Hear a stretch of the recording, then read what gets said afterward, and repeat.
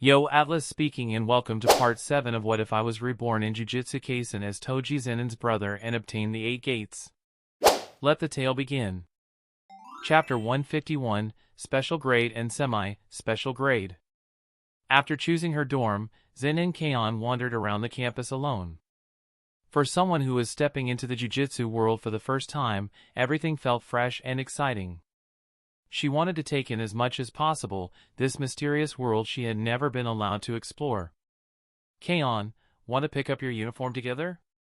Just as she stepped outside, Kaon spotted Okatsu Kagaya and Gojo Kamui waiting for her at the crossroads. Uniforms? We get uniforms too? Sure, let's go. Kaon had never attended school before, and the idea of wearing a matching uniform made her unexpectedly curious. She'd only heard that schools required standardized outfits, never imagined she'd get to experience it herself. Teacher Itadori said it's your first time learning about the Jujutsu world, is that true? Kagaya could sense Kaon's strength, far from weak, so he assumed she'd been a sorcerer for a while. Gojo Kamui, though equally curious, maintained his silent, cool, untouchable persona and didn't ask. Yeah. I've been traveling the world with my parents all my life. Never had the chance to learn jujutsu. Kaon gave a sheepish laugh. I see. But Kaon, you're from the Zen'in clan, right? What's your relationship with Fushiguro-sensei? Oh, he's my cousin, I guess. After yesterday's crash course on her own family tree, she finally understood her background. She really hadn't expected her curse-less dad to be from one of the 3 great families, nor that her uncle was a special grade sorcerer. No wonder her parents had so much money to travel the world. Probably Zen'in clan funds. Your cousin?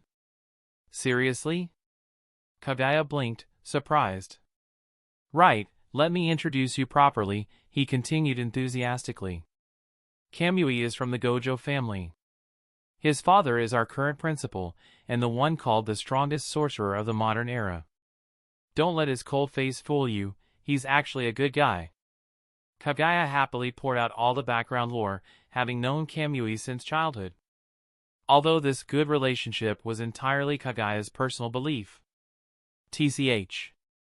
Kamui only gave a cold snort. He hated being defined by his father's reputation. As if he lived in the man's shadow. But knowing Kagaya's personality, and that he also came from a special grade household, Kamui couldn't be bothered to argue. The strongest sorcerer? Your dad is that amazing? Kaon's eyes sparkled. Was this cool white-haired guy's father even stronger than her cousin? Now she was curious, did his dad look just as cold and handsome? Kamui cleared his throat, suddenly feeling smug under her admiration. Well, kind of. Your cousin is really strong too, he's not much weaker than my dad. Even though having a famous father gave Kamui massive pressure, he had inherited both Limitless and 6 Eyes perfectly. Unless something unexpected happened, he would become the next strongest. Right. Yesterday I learned about sorcerer grades from my cousin. What grades are you too? And, how many special grades exist in the Jujutsu world? Kaon had countless questions. Beyond curiosity, she genuinely wanted to grow stronger. Her mom occasionally guided her, but she assumed the academy's teachers would offer far more structured training. Her cousin said she had potential. Maybe she really could become special grade one day? Kagaya replied. Because of our age, we haven't taken official rank evaluations yet. We'll get ranked after completing missions later on. But we've already fought curses, so we have a rough idea of our ability. If nothing unexpected happens, Kamui probably has special grade level strength already. I'm a bit below that. He said it calmly. Both Kagaya and Kamui had already defeated special grade curses before. So strictly speaking, they could be considered special grade sorcerers. They were just still far from the true monsters that carried that title. What? You two already have special grade strength? Kaon froze on the spot. The shock nearly made her drop her bag. Kaon's eyes widened as she listened. These 2 boys, who were entering school the same day as her, already possessed strength at the very top of the jujutsu world. This was considered freshman level? For a moment, she couldn't even find words to describe her feelings. So she really was the weakest one here.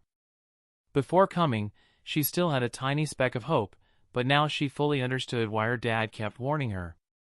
The jujutsu world truly was overflowing with monsters. From yesterday until now, she had already met 3 people with special grade strength. 1 official special grade. 2 more who clearly had special grade power but hadn't been formally evaluated. This wasn't a school, it was a hazard zone. It's not that impressive, Okatsu Kagaya said, scratching his cheek shyly. He genuinely wasn't bragging, he simply came from a family with talent and resources. Otherwise, reaching special grade at their age would have been impossible. But really, we're not as strong as you imagine. Compared to true special grade sorcerers, we're still far behind. He continued. Oh right, you asked earlier how many special grades exist now, didn't you? Besides Fushiguro-sensei and Principal Gojo, there are 2 more, Teacher Itadori and Okatsu Yuta. Teacher Itadori is a special grade too? Keion murmured. Suddenly the kind, goofy homeroom teacher seemed a lot more intimidating. So there actually weren't that many special grades. She'd half expected them to be as common as supermarket cabbage. Then, her mind snapped to the other name. Wait, Okatsu Yuta, you mean? Kagaya rubbed the back of his neck again, embarrassed. Yes, that's my father. He raised both hands defensively in silent protest. I swear I'm not showing off. I swear. Gojo Kamui, standing beside him with his cold expression, narrowed his eyes slightly as if thinking. Sure you're not. Keion exhaled in relief. Oh, now it all makes sense. No wonder you 2 are so strong. Both sons of special grades, you practically inherited your rank at birth. So what if she was the weakest? Not her fault she didn't come with a special grade parent pre-installed. Kagaya continued. Ahem. Actually, there are quite a lot of sorcerers with special grade level ability.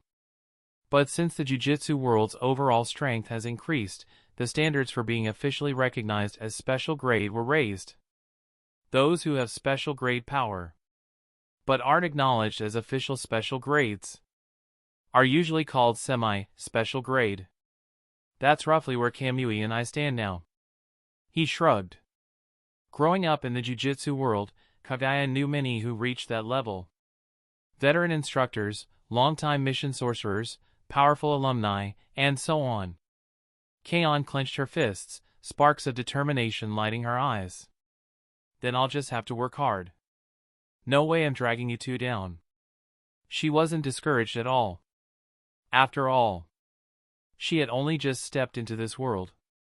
Her ceiling was still unknown, her potential untouched. There was so much room to grow. And one day, maybe she'd shot them all. Chapter 152, The New Classmate, Maruruya. With Kagaya's explanations, Keion gradually gained a deeper understanding of the jujutsu world. Time passed quickly, and soon it was the next day. Early in the morning, the 3 first years arrived at the training field, waiting for Itadori to assign them their first official mission. This is my first jujutsu mission. I'm really looking forward to it. Dressed in the classic black jujutsu high uniform, Keion's eyes sparkled with anticipation. She had assumed there would be a period of classroom training after enrolling, but instead, they were being sent straight into the field. Perhaps this was simply how jujutsu sorcerers were trained. For a first year's initial mission, it'll most likely be curse extermination. Kagaya said calmly. Exorcising curses, huh? Keion rubbed her chin. You don't see many curses overseas. Even when you do, they're usually very weak. But here, it feels like there are a lot more. Since arriving in Japan, she had clearly sensed that the number of curses here far exceeded that of other countries. She'd even encountered several weak curses just walking down the street.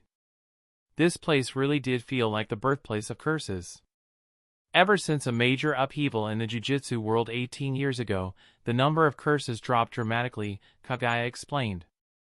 My father said it was because the king of curses, Ryaman Sukuna, absorbed the cursed energy of tens of millions of non-sorcerers. But in recent years, cursed energy has started reappearing in those people again. Combined with Kamui's emergence, the number of curses has begun increasing once more. Hearing this, Gojo Kamui spoke flatly. I'll eliminate them. Huh? Kaon blinked. What does the birth of curses have to do with Kamui? She knew curses were born from the negative emotions of non-sorcerers, people unable to control their cursed energy. Kagaya nodded and explained. The strength of the Jujutsu world has been steadily rising. With Kamui's appearance, the balance has been severely disrupted. When that happens, the opposing forces of the world grow stronger as well. It's an unspoken rule of the Jujutsu world. Just like Kamui's father, he once broke the balance too. And 18 years ago, that imbalance gave rise to someone like Ryaman Sukuna. Was Ryaman Sukuna really that strong? Kaon froze for a moment.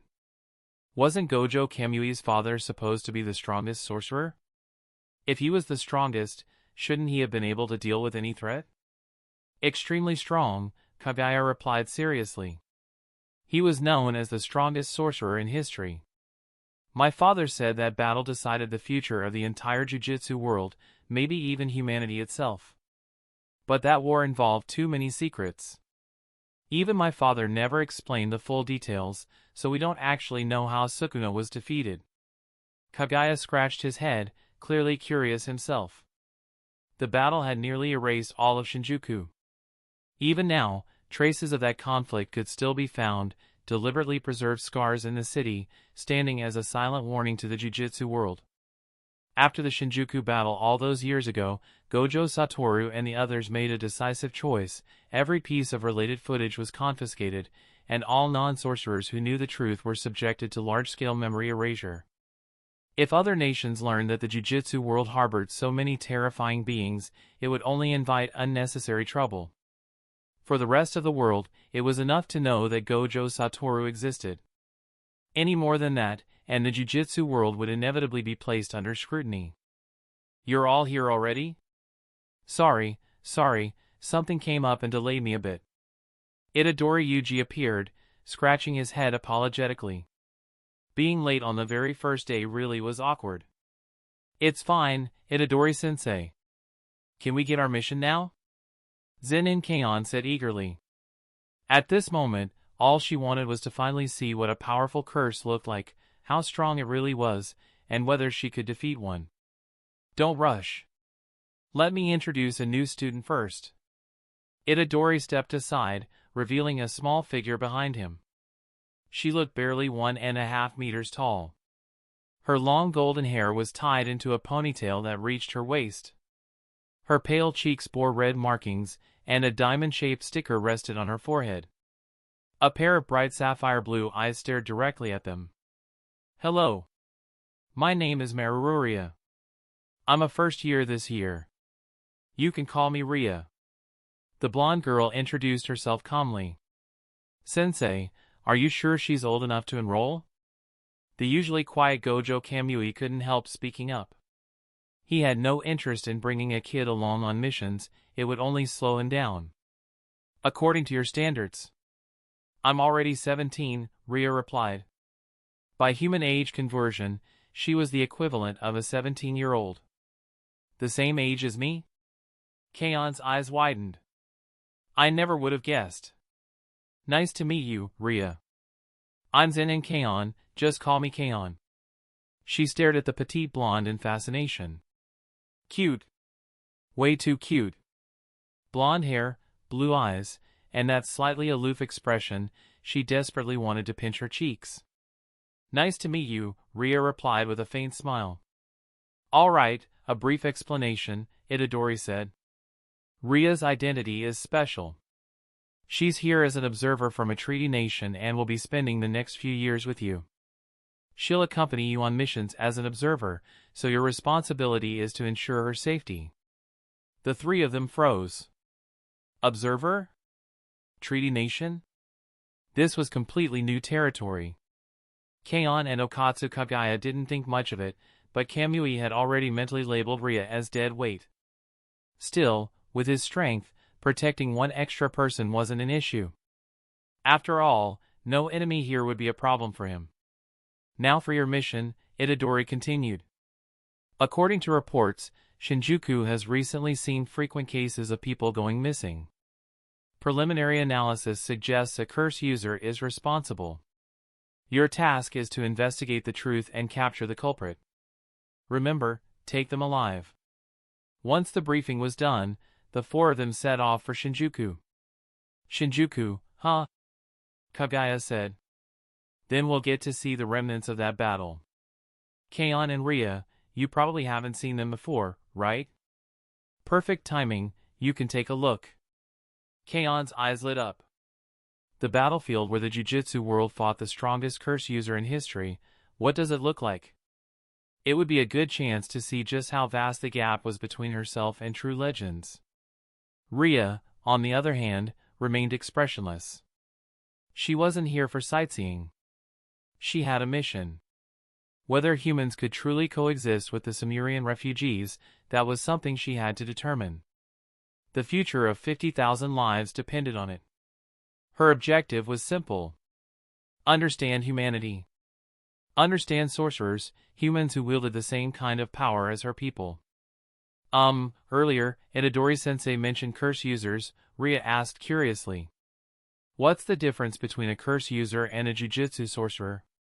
If she wanted to understand humans, this seemed like the best place to start. Chapter 153, The Strongest Generation. Okatsu Kagaya froze for a moment at Ria's question. As a jujutsu sorcerer, it honestly surprised him that someone could not know the difference between sorcerers and curse users. Yeah, actually, I'm curious too, Zen and Keion chimed in.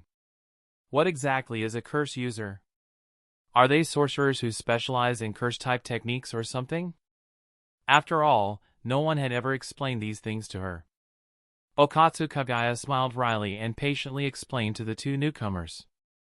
Among non-sorcerers, there are good people and bad people. The relationship between sorcerers and curse users is basically the same. Think of curse users as bad people who can use jujutsu.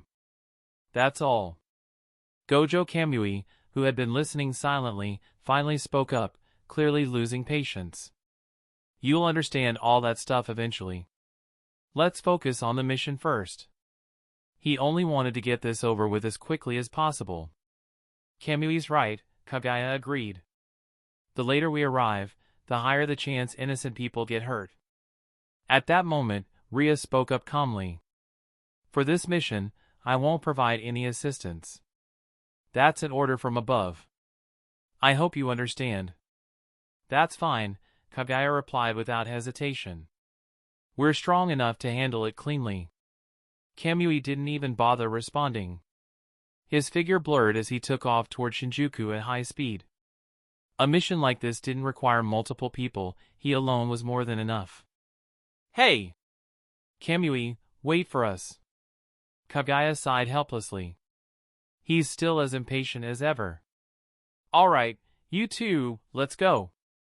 With that, Kagaya also turned into a streak of afterimages and rushed forward. Seeing this, Keion's excitement surged. She kicked off the ground, grabbed Ria's hand, and dashed after them. Wait for us. Being dragged along caught Ria slightly off guard. She wanted to say she could keep up on her own, but seeing Keion's sparkling excitement, she swallowed her words. Fine, she thought. They'd be together for years anyway. Building good relationships with her teammates would only help her integrate into human society and gather more information. Meanwhile, inside the principal's office at Jujutsu High, Itadori Yuji stood across from Gojo Satoru. Gojo-sensei, is this really okay?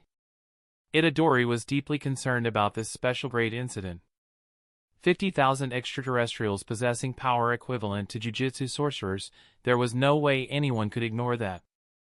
If they chose to invade Earth, it would mean nothing less than a catastrophic war. You saw their attitude during negotiations, Gojo replied calmly. For now, we can't determine their true intentions. And more importantly, we don't know the full extent of their strength. You felt it back then too, didn't you? Gojo continued. That individual's power was absolutely on par with a special grade sorcerer. And we have no idea how many beings like that they have.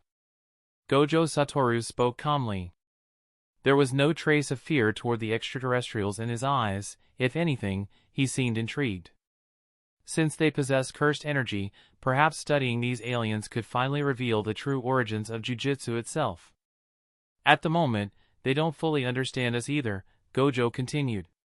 While their representative observes humanity, we'll have time to investigate them in return. If they really harbor hostile intentions toward Earth, we'll be able to prepare in advance. Hearing this, Itadori Yuji nodded slowly. Under the current circumstances, acting rashly would indeed be unwise. If the aliens genuinely wished to coexist with humanity, he would actually welcome it. After all, their appearance was not drastically different from humans, and they wielded the same kind of power as Jujutsu sorcerers. If handled properly, their strength might even be used to keep cursed spirits permanently under control. Looks like investigating the aliens can only be entrusted to Fushiguro, Yuji muttered. Given the nature of Fushiguro's technique, no one else was better suited for the job. Yuji, Gojo suddenly asked, shifting topics. This year's students are different from usual. How is it? Feeling any pressure? This incoming class might be the most outrageous one Tokyo Jujutsu High had seen since its founding. 3 children of special grade sorcerers, plus an alien whose abilities were still unknown. What pressure could I possibly feel? Yuji replied with a relaxed grin. You already know Kamui and Kagaya, both of them are basically quasi-special grade already, just one step away from the real thing. As for Zen'in Sensei's daughter, no need to guess. She's terrifyingly strong too. Honestly, this might end up being the easiest class I've ever taught. Strong students meant less worry for the teacher, it was that simple.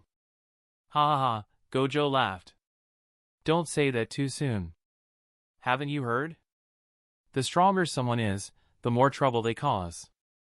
Yuji scratched his head awkwardly.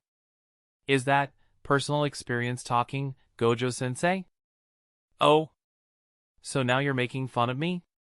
Gojo grinned dangerously. Been a while since we sparred. I'm free today, how about a quick match? Ever since the Shinjuku battle 18 years ago, he hadn't really fought seriously. Absolutely not. Yuji waved his hands frantically. I still have things to do. If you're itching for a fight, go find Okatsu-senpai, or better yet, go bother Zen'in-sensei. With that, Yuji fled at full speed. He had no intention of getting beaten up.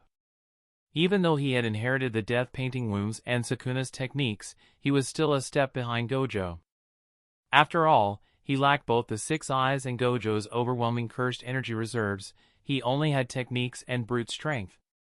Watching Yuji leave, Gojo shook his head with a smile.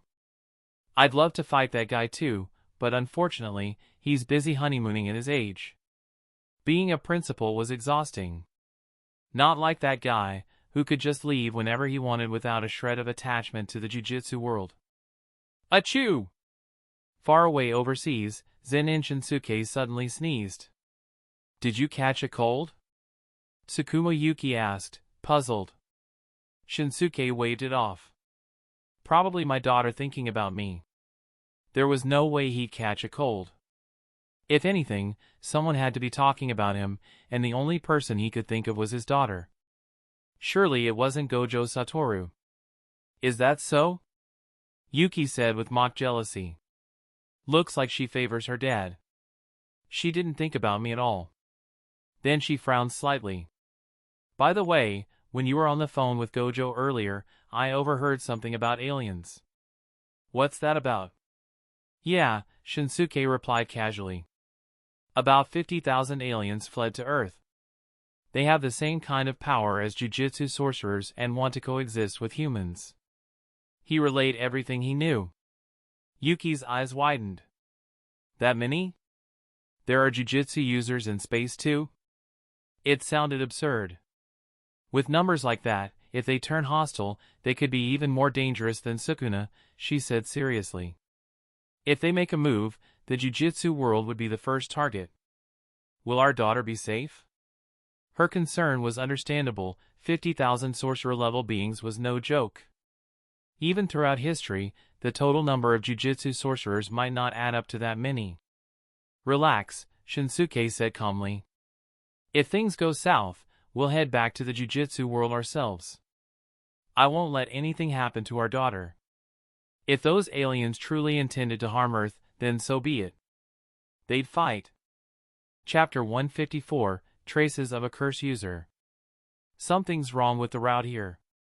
The four of them arrived near the site in Shinjuku where the incidents had occurred. Okatsu Kagaya was the first to notice the anomaly. Gojo Kamui's expression remained calm. You mean these lingering curse traces? They're not meant for sorcerers, they're bait for ordinary people. So this is how curse users abduct civilians? Zen'in Kaon asked curiously.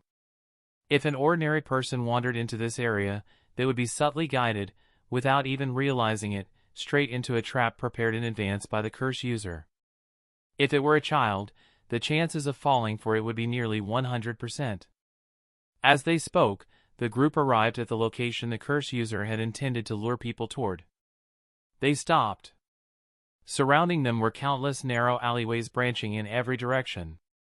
This is it, Kagaya said. There's a barrier technique in place.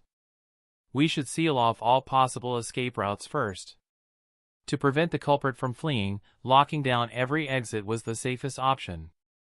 After all, the enemy was hidden, and they had no clear idea how strong they were. That's too much trouble, Kamui replied coolly. I've already found him. A faint blue glow surfaced in his eyes. He had already pinpointed the curse user's position. Just as he was about to act, a small figure suddenly dashed past them, sprinting forward. The group froze for a split second when they saw the child who had accidentally barged into the barrier. Damn it, stop him, someone shouted. Ahead of the child, space itself opened. A pair of enormous hands formed from cursed energy reached out from the rift, grabbing hold of the child's body and trying to drag him inside. In the very next moment, Kagaya appeared beside the child. The long blade in his hand flashed downward without hesitation, severing the cursed hands in a single strike. The instant the child had appeared, Kagaya had already reacted. The severed hands did not attempt another move. Instead, they hastily withdrew, and the spatial rift slowly closed along with them. The alley fell silent once more. Seeing this, Gojo Kamui didn't hesitate for even a second. His figure flickered like a teleport as he charged straight into the rift. Careful! Okatsu Kagaya called out. The opponent is a high-level sorcerer. Being able to embed a teleportation array within a barrier was proof enough. The curse user's level was anything but low. The spatial rift closed in an instant. Zen'in Kaon blinked in amazement. So, this is what battles between jujutsu sorcerers and curse users look like? It's nothing like what I imagined. She had expected brutal, close-quarters combat, fists meeting flesh. Instead, the clash had begun suddenly, triggered by the intrusion of a single child. She hadn't even reacted in time. Looks like combat doesn't start only when you see the enemy, she thought. I need to stay sharper. Curse users are extremely cunning, Kagaya said calmly. Jujutsu society is too strong now, so they rarely confront sorcerers head-on. I'll take this child somewhere safe first. You two follow the cursed energy residue nearby and see if you can locate Kamui. I've got it! Kaon replied excitedly. A curse user, here I come. Without waiting, she grabbed Ria's hand and dashed off in the direction of the residual cursed energy. Ria was utterly confused. Am I being treated like a child? I'm a princess of the Sumerians, you know. She strongly resisted the feeling internally, but for the sake of her people's future, she endured it. After searching for a while, Kaon returned to the starting point, frustration written all over her face. These cursed traces are just decoys. They're only meant to mislead people. There's no way to track him from this. She clenched her fists. Don't tell me I'll be completely useless on my first mission. But she quickly shook her head. No, let's keep searching. We can't let Kamui face a curse user alone. She was the optimistic type. Failure once didn't mean giving up. Beside her, Ria was slightly out of breath. Seeing Kaon about to drag her off again, she hurriedly raised a hand. Wait! I know how to find him. She really didn't want to be dragged around like a tracking dog anymore. It was exhausting. Ria? You really can? Kaon's eyes lit up. But, didn't you say you're not allowed to help us? Won't that cause problems for you? Considering Ria's special status, Kaon asked carefully. Ria waved her hand dismissively, a hint of arrogance surfacing on her face. The higher-ups told me not to interfere, but I can choose not to listen. She was a princess. Breaking a few rules hardly mattered. Besides, helping them now would only build trust and investment for the future. As long as you don't tell anyone, no one will know I helped. Yes. Deal! Kaon said excitedly. I promise I won't tell anyone. She stared eagerly at Ria, curious to see how she would locate the curse user. Ria's face flushed slightly. Why are you staring at me? Turn around. If you keep looking, I won't help. Huh? Kaon looked disappointed. She had hoped to witness Ria's technique. Seeing her reaction, Ria grew flustered and explained. It's just easier to focus this way. If you look at me, I can't concentrate. She immediately regretted explaining. Why did I even bother? Why do I care if she's disappointed? Oh, I see, Kaon said quickly. Okay, I won't look. Just hurry. She turned her back obediently, curiosity burning but restrained. Huh. Once Kaon turned away, Ria took a breath, peeled off the diamond-shaped talisman from her forehead, and revealed her third eye. Cursed energy surged violently. With a single glance, the surrounding barrier was pierced clean through. Following the traces of cursed energy drifting through the void, she locked onto the curse user's location. Found him. Follow me. She quickly replaced the talisman, concealing her third eye, and sprinted off toward the target. Kaon didn't ask questions and followed immediately. Reuniting with Kamui came first.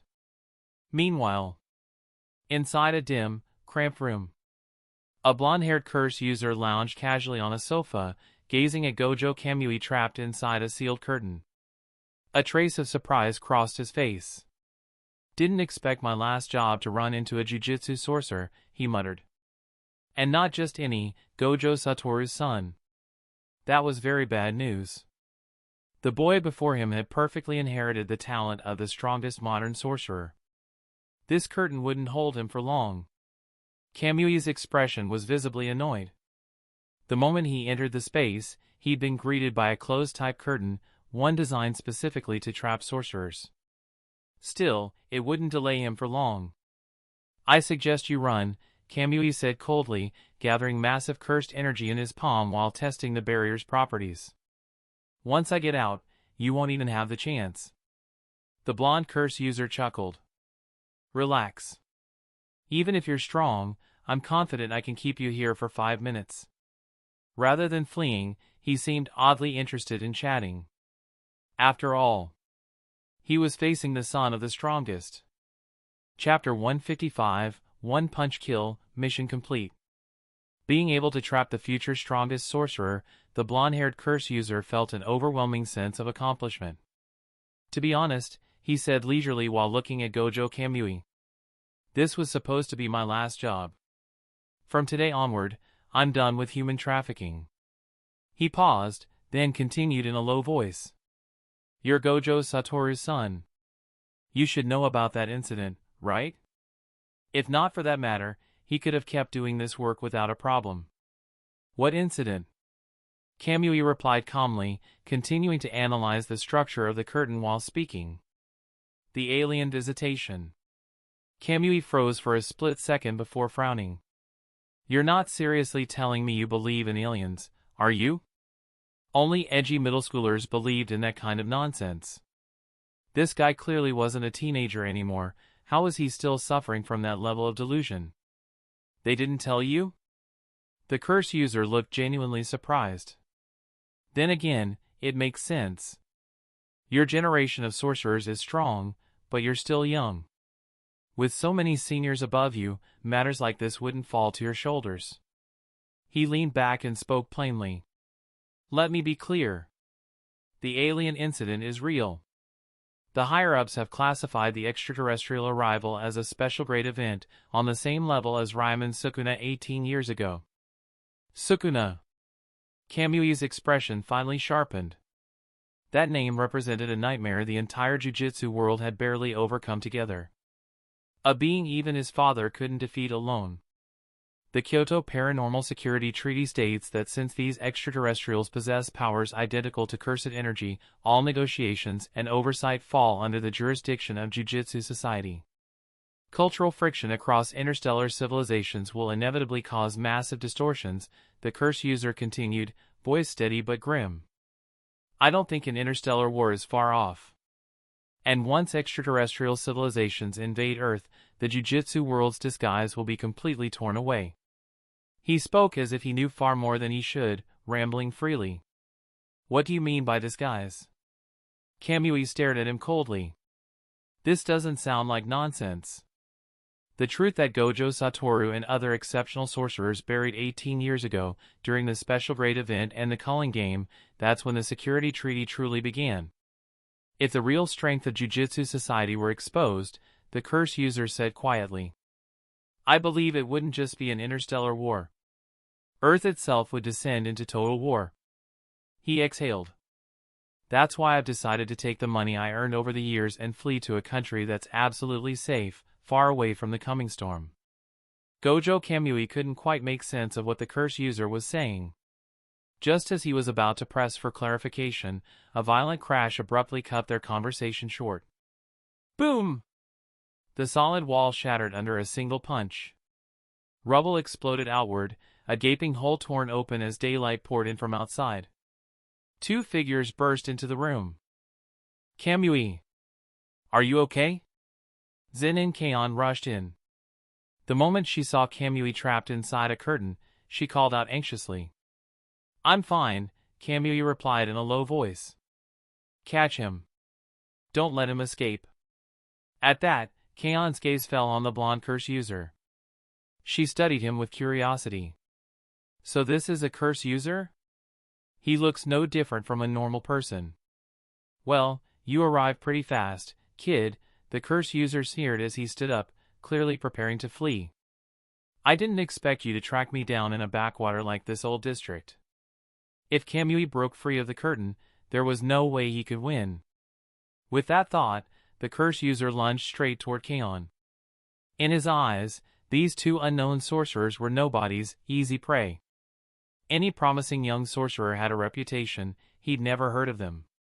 They had to be rural nobodies who'd awakened their techniques by sheer luck. Rhea, watch out!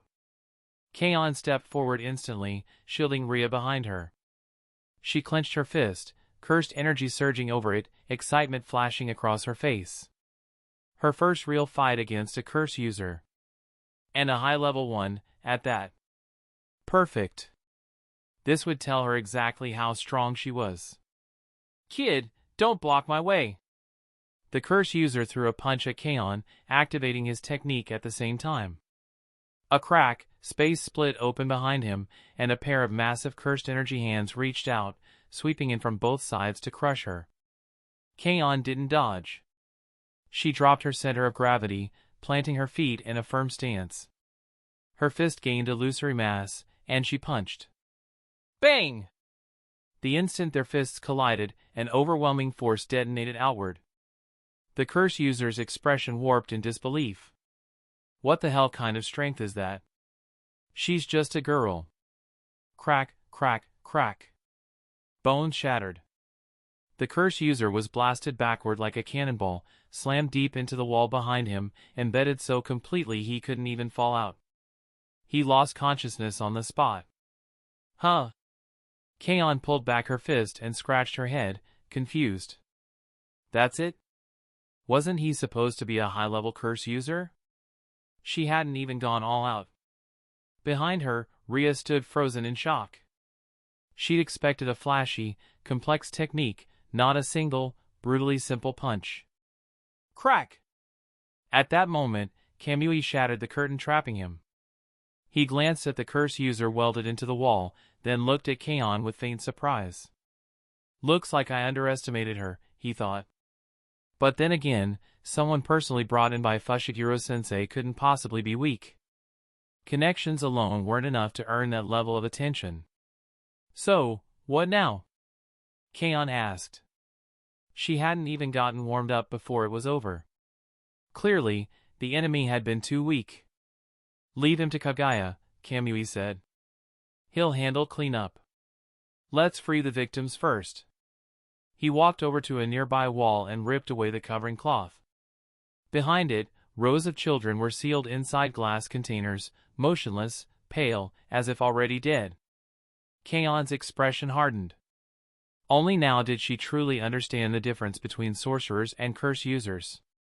Rhea, too, fell silent in thought. Humans weren't so different from the Shimlerian people after all. This curse user reminded her uncomfortably of the faction back home that insisted on invasion. You're done already? Guess I'm late. Okatsu Kaguya's voice came from outside. He arrived with assistant supervisors, who quickly restrained and secured the unconscious curse user.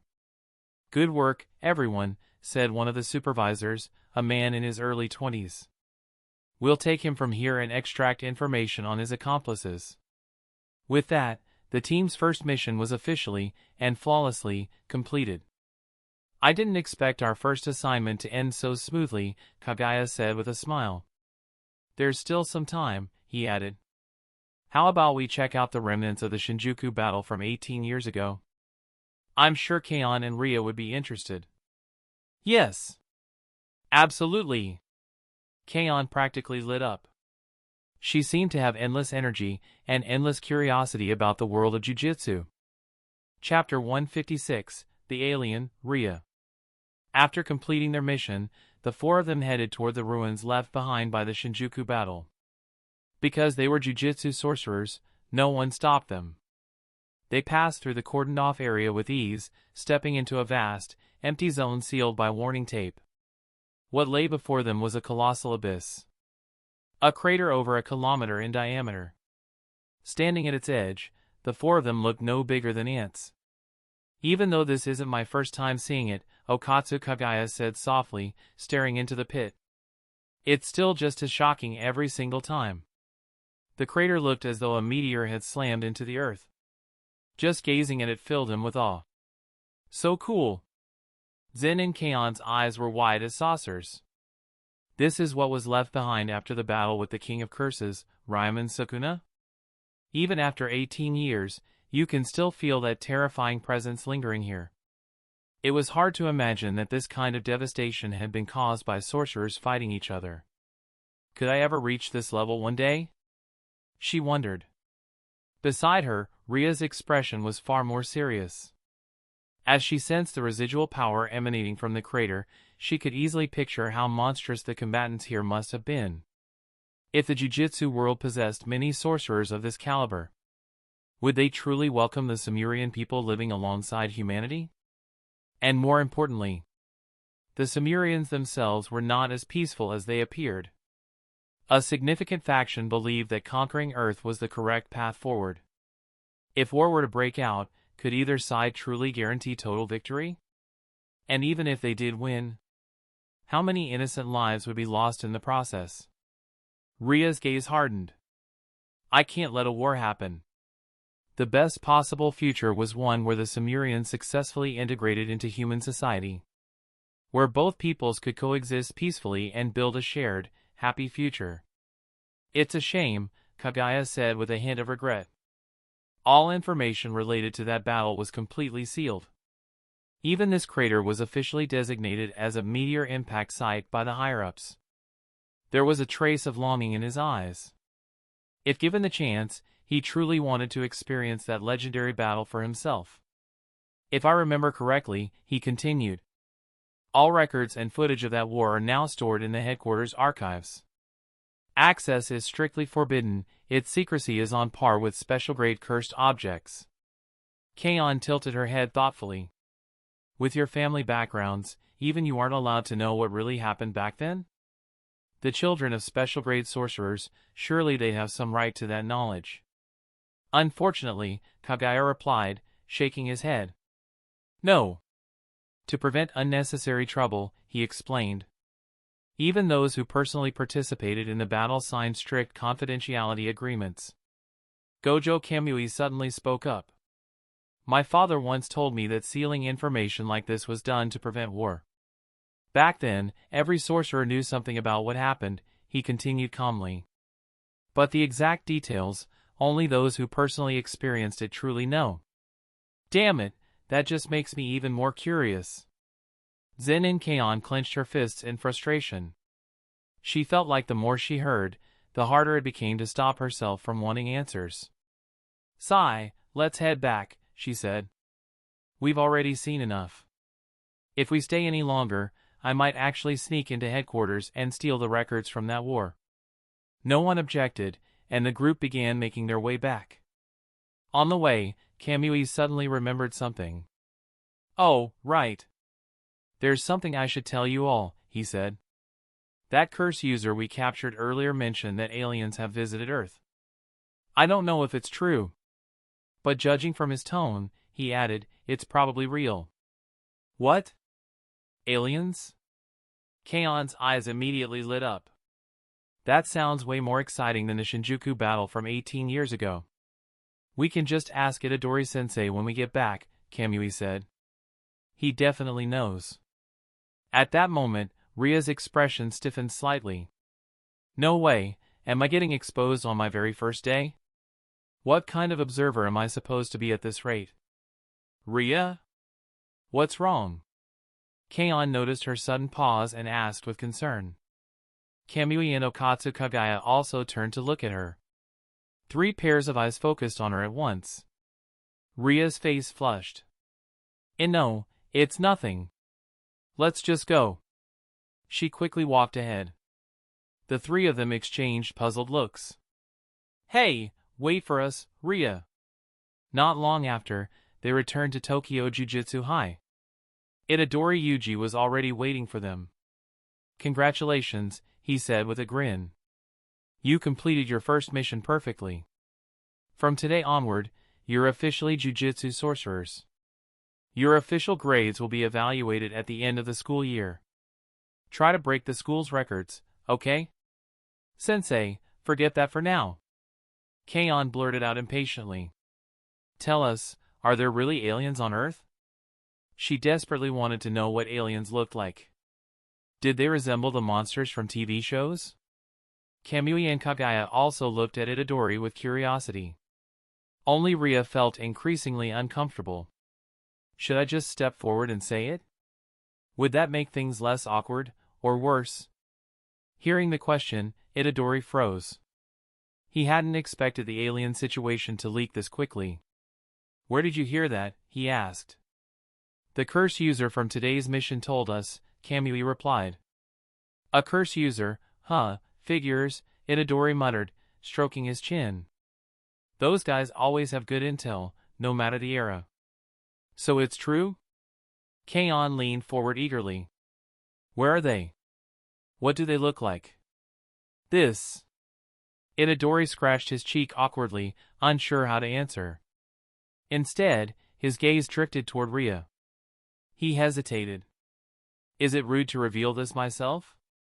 Meeting his eyes, Ria let out a small sigh and stepped forward. No need to ask Itadori-sensei, she said softly. I'll tell you myself. Huh?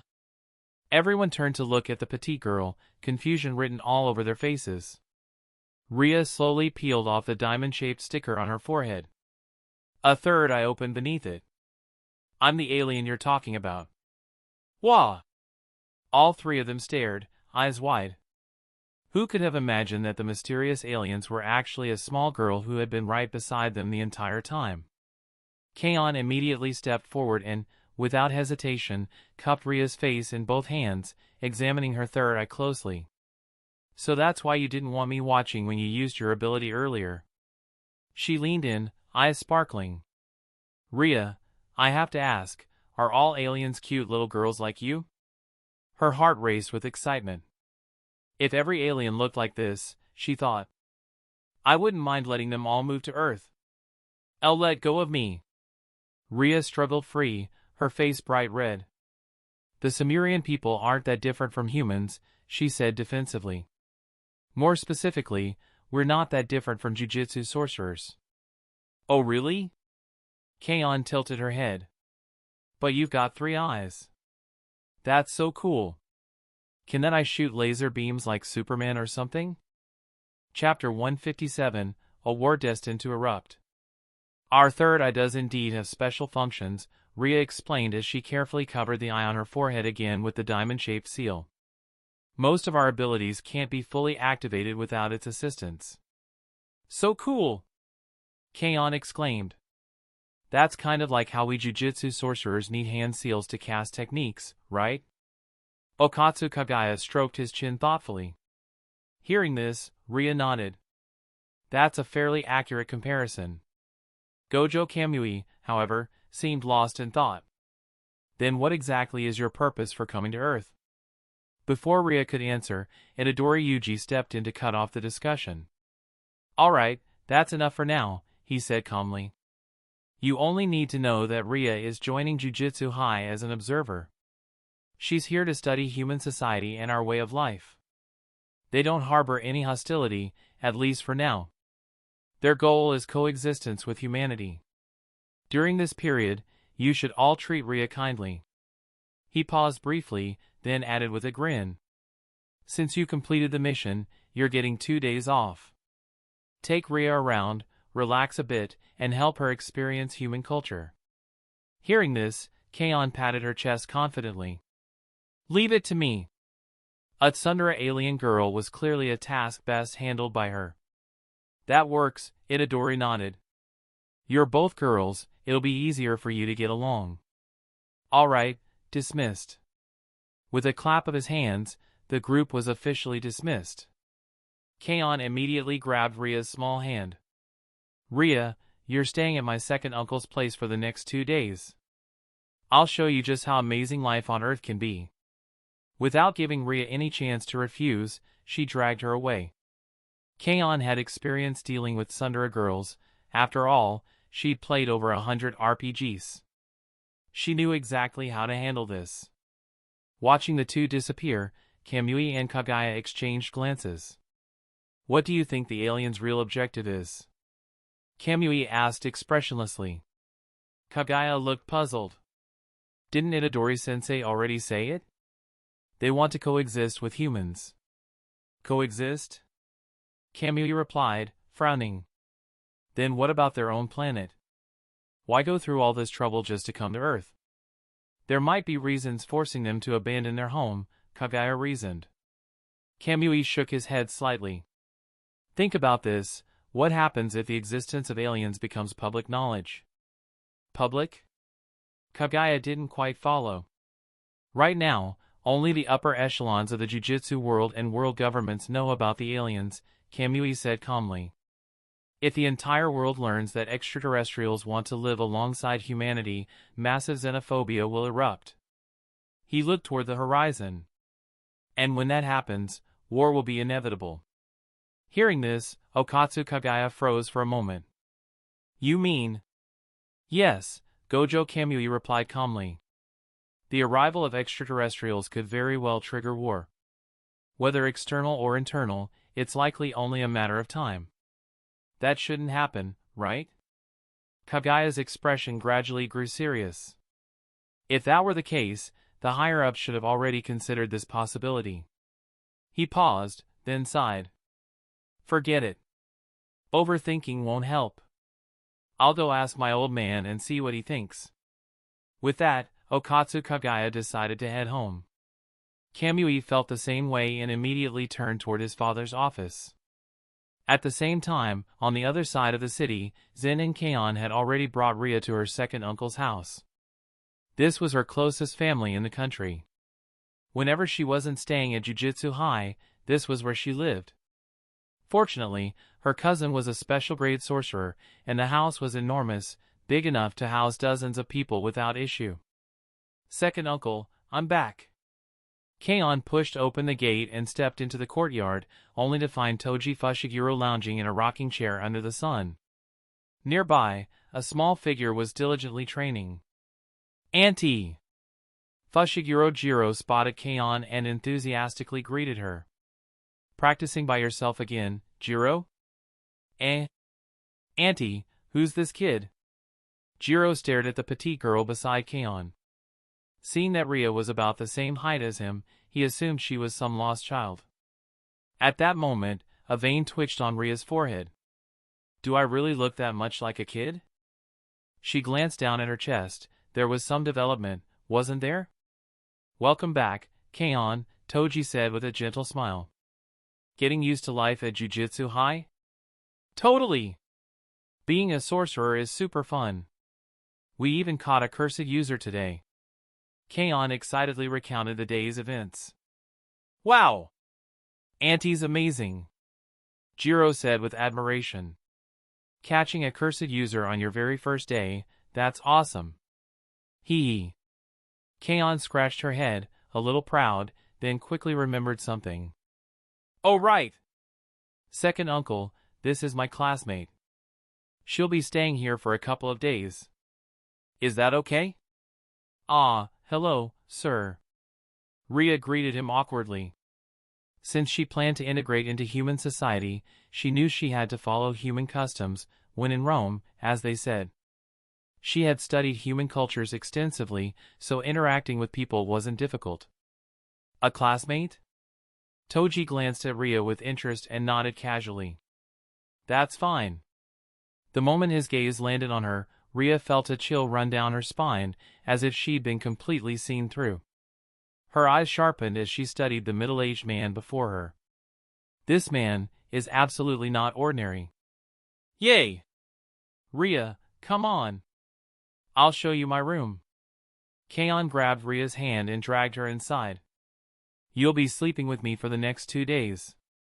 Ria didn't even have time to react. After the two girls disappeared into the house, Toji closed his eyes again and basked in the sunlight, murmuring softly. So this is an alien. Her soul really is different. He was well aware of the extraterrestrial situation. After all, Megumi Fushiguro was currently handling related missions. 50,000 aliens, all possessing power comparable to sorcerers. How long until war breaks out, I wonder? In Toji's view, conflict was inevitable. The only unknowns were its scale, and when it would begin. Ria, let's go explore Tokyo tomorrow. Inside Keion's room, she excitedly searched up travel spots and planned out their schedule. If we're going to have fun, we should do it properly. Ria glanced around at the decorations and asked curiously. Keion, is your second uncle a powerful sorcerer? Huh? No way, Keion replied casually. He's just an ordinary person without cursed energy, same as my dad. He may look scary, but he's actually really gentle. Even after just 1 day, Keion felt that this family treated her well. Her second uncle only looked intimidating, just like her father. Honestly, they really were brothers. Ria's lips twitched slightly. A normal person without cursed energy. Then where did that terrifying pressure come from? Chapter 158, Reduced to Bodyguards. Dad, what's really going on with the aliens? Inside the principal's office at Tokyo Jujutsu High, Gojo Kamui stood in front of the desk, staring at Gojo Satoru, who was leaning back in his chair with an air of complete nonchalance. Kamui's expression, however, was serious. Instead of answering, Gojo Satoru casually changed the subject. Looks like today's mission wrapped up. So? Feeling any pressure? Pressure? Kamui frowned. Why would I feel pressured? Good. As long as you don't. Gojo waved his hand lazily. As for the alien situation, we adults are handling it. It's not something you kids need to worry about yet. Your job right now is simple, focus on becoming proper jujutsu sorcerers. The concerns Kamui had been thinking about were, of course, already well understood by Gojo and the higher-ups of the jujutsu world. The arrival of extraterrestrial life meant one thing very clearly. Another war was already on the horizon. How large that war would be, and whether it would truly happen at all, depended entirely on the attitudes of both sides. For now, the Sumerian people genuinely appeared to be refugees, seeking coexistence with Earth's humans. If things continued smoothly, and both sides exercised restraint, it might still be possible to reduce the probability of war to a minimum. Kamui frowned.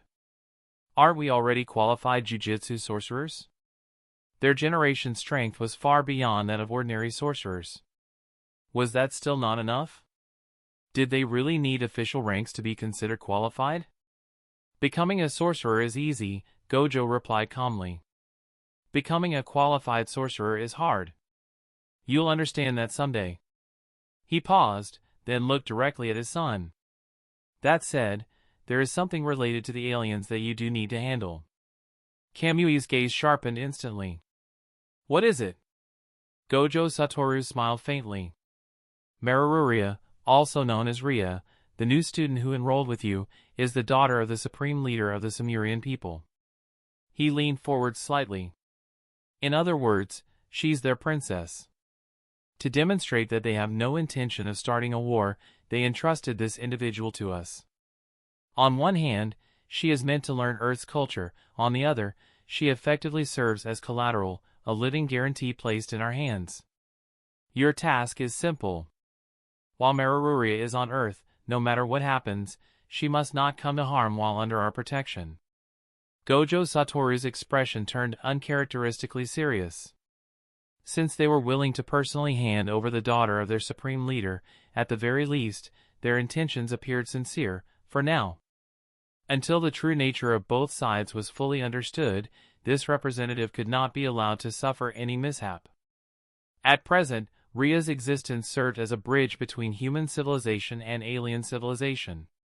If that bridge were to collapse, everything that followed would become immeasurably harder. I see. Gojo Kamui fell silent for a moment, then nodded. He accepted what seemed like an extremely simple mission. Oh, right, Gojo Satoru added suddenly. How strong is that Zen'in kid, Keion? Kamui looked puzzled. She's pretty strong, I think. The curse user was taken down by her. Recalling how Zen'in Keion had defeated the curse user with a single punch, Kamui honestly didn't know how to evaluate her. He still had no idea what her curse technique actually did. If she's not weak, then her safety shouldn't be a problem, Gojo said casually. But if she ever ends up in danger, you and Kagaya must prioritize saving her. Is she an alien too? Kamui raised an eyebrow, genuinely confused. Wasn't she from the Zen'in family? Since when did she become an alien? Gojo Satoru's mouth twitched.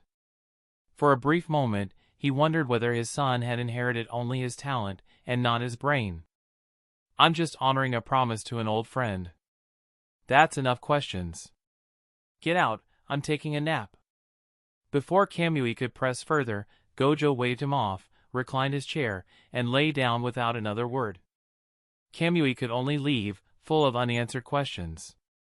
Elsewhere, Okatsu Kagaya received nearly the same explanation and returned to Jujutsu High equally confused. And just like that, the two of them unknowingly became full-time bodyguards for Zen'in Keion and Ria. Meanwhile, at the Fushiguro household, Zen'in Keion met more of her relatives. Sister Kurusu, you're back? Keion greeted cheerfully as Kurusu entered with groceries. She was supposed to call her sister-in-law, but Kurusu had insisted on big sister instead. Before Kurusu could reply, another woman rushed forward. You must be Uncle's daughter, Keion, right? She grabbed Keion's hands excitedly. You look just like him. I'm Fushiguro Tsumaki, your cousin. I even held you when you were little. I had a mission yesterday, so I couldn't meet you right away, sorry about that. Tsumaki's enthusiasm nearly overwhelmed Keion. It's okay, big sister. Tsumaki, don't scare her, Kurusu said with a soft laugh. I just missed her too much. Time really flies, Keion's all grown up now. And Uncle too, why didn't he bring you back earlier? Once Tsumaki got started, she couldn't stop talking. Even Keion, normally outgoing, was starting to struggle. Standing behind her, Ria watched quietly, a trace of envy in her eyes. She wished she could experience such a warm family bond. But, given who she was, that was something she would never truly have. Keion, go play with your friend, Tsumaki finally said. Kurusu and I will prepare dinner, we have to celebrate. Thank you, Tsumaki ne, Kurusu ne. Freed at last, Keion let out a quiet sigh of relief. I didn't expect Tsumaki ne to be that enthusiastic. I'm not used to it. I really envy that, Ria murmured, watching the two women leave. It's not that bad, Keion replied. I don't really remember meeting her before either. Maybe when I was little? She didn't dislike warm, kind, beautiful sisters at all. Ria, would you tell me about yourself? Keion was perceptive enough to notice the unease in Ria's voice. Ria didn't hide it. I have an older sister too. She's better than me in every way. My parents always favor her when it comes to important matters. She paused, then continued softly. But my sister and I get along well. Originally, she was supposed to be the observer sent here. I volunteered instead, because I wanted to help her, help my people, and help our parents. After my sister persuaded them, our parents finally agreed to let me take her place.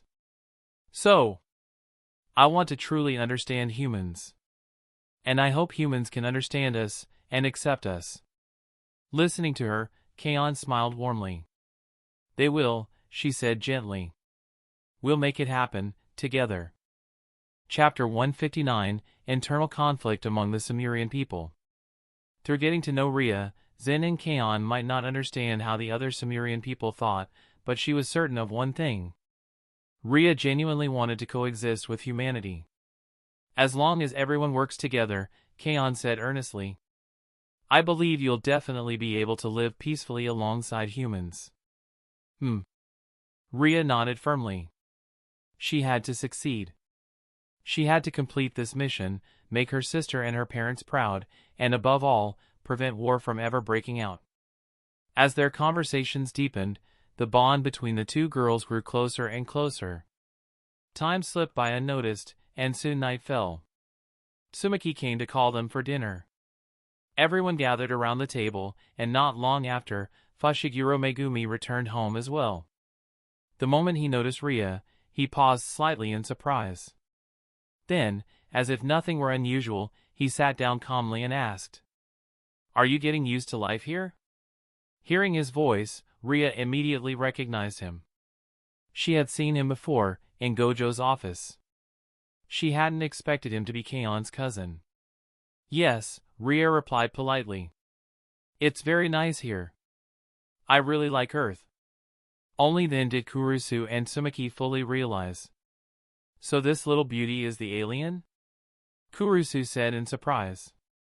She's nothing like what I imagined. Wait, an alien? Jiro blinked in shock. Is she here to invade Earth? The room fell momentarily quiet.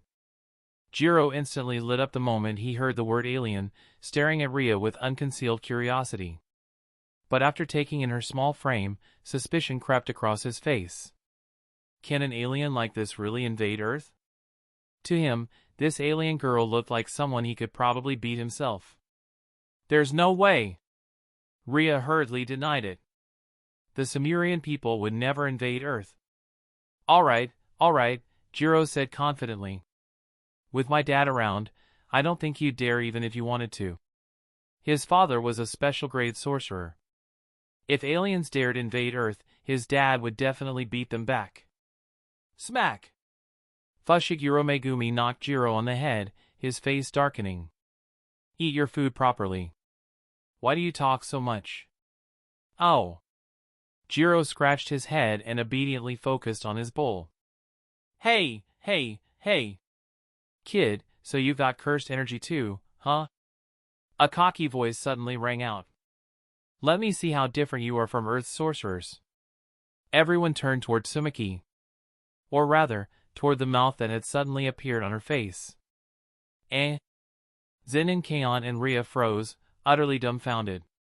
Why was there another mouth on Tsumaki's face? You idiot! You'll scare the kids like that. Another voice snapped back.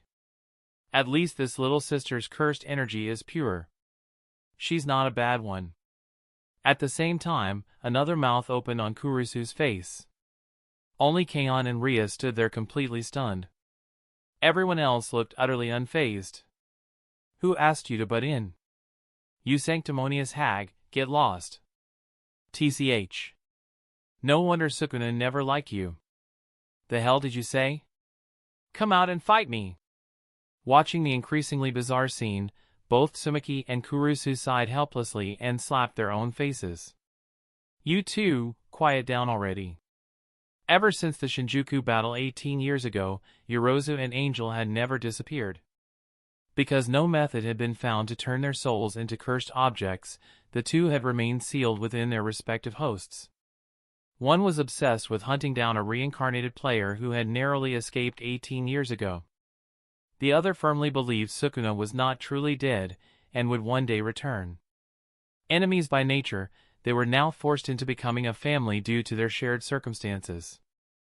Keion finally asked, eyes shining with curiosity. Tsumaki-ne, Kurusu-ne, what exactly is going on? Honestly, this was even more interesting than aliens. Ria also stared wide-eyed. This was nothing like what she had learned about Earth. Even sorcerers were strange beyond expectation. The Sumerian people had nothing like this. It's complicated, Tsumaki replied awkwardly. Just think of it as there being another person living inside us. Something like that exists? Keion gasped. That's amazing. So both of you are sorcerers too? In just 2 days, Keion had already encountered more wonders than she could count. She was once again convinced she had come to the right place. We're more like clan-affiliated sorcerers, Kurusu explained. We occasionally help the higher-ups with certain tasks. Then what rank are you? Keion asked eagerly. Since her cousin was the head of the Zen'in clan, it made sense that Tsumaki and Kurusu were affiliated as well. Still, she couldn't help wondering. If her cousin was clan head, why was he teaching at Jujutsu High? After all, 3 of the current special grade sorcerers were all teaching there. Rank? Tsumaki thought for a moment. By current standards, probably semi-special grade. Semi-special grade? That's insane. Keion's expression turned colorful. What kind of family was this? 1 special grade. 2 semi-special grades. Even little Jiro was already halfway to becoming a sorcerer. Compared to them, her globe-trotting parents suddenly seemed oddly ordinary.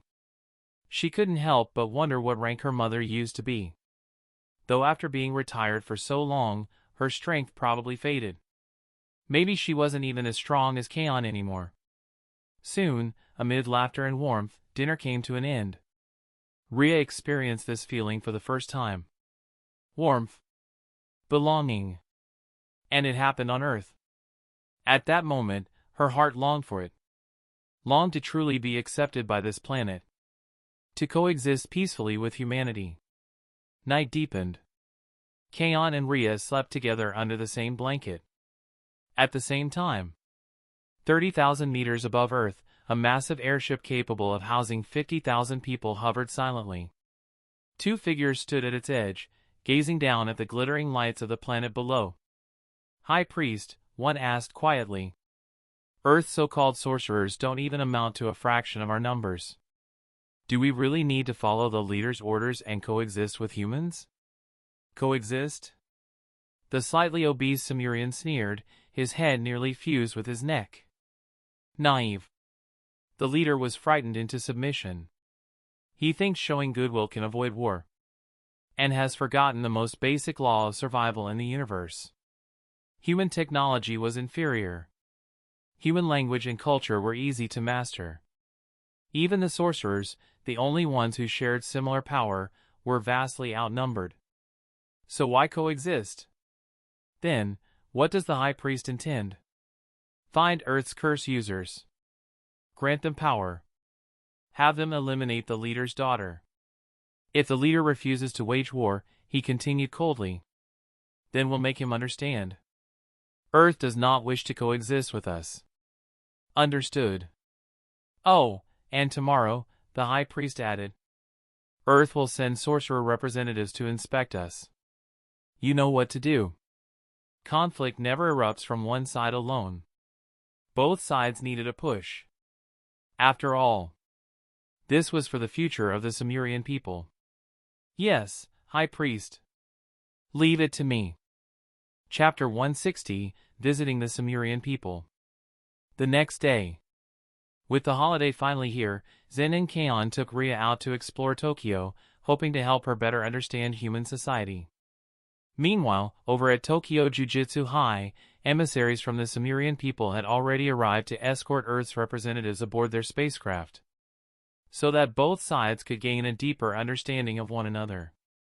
You must be the representatives sent by Earth, said a young-looking Sumerian as he addressed the two sorcerers before him. Please, follow me. Hearing this, Fushiguro Megumi turned to the man beside him.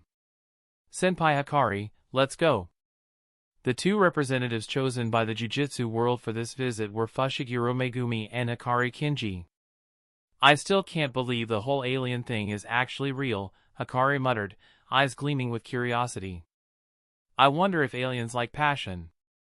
Normally, this kind of mission wouldn't fall to him, but among the active sorcerers, he was one of the few with time to spare.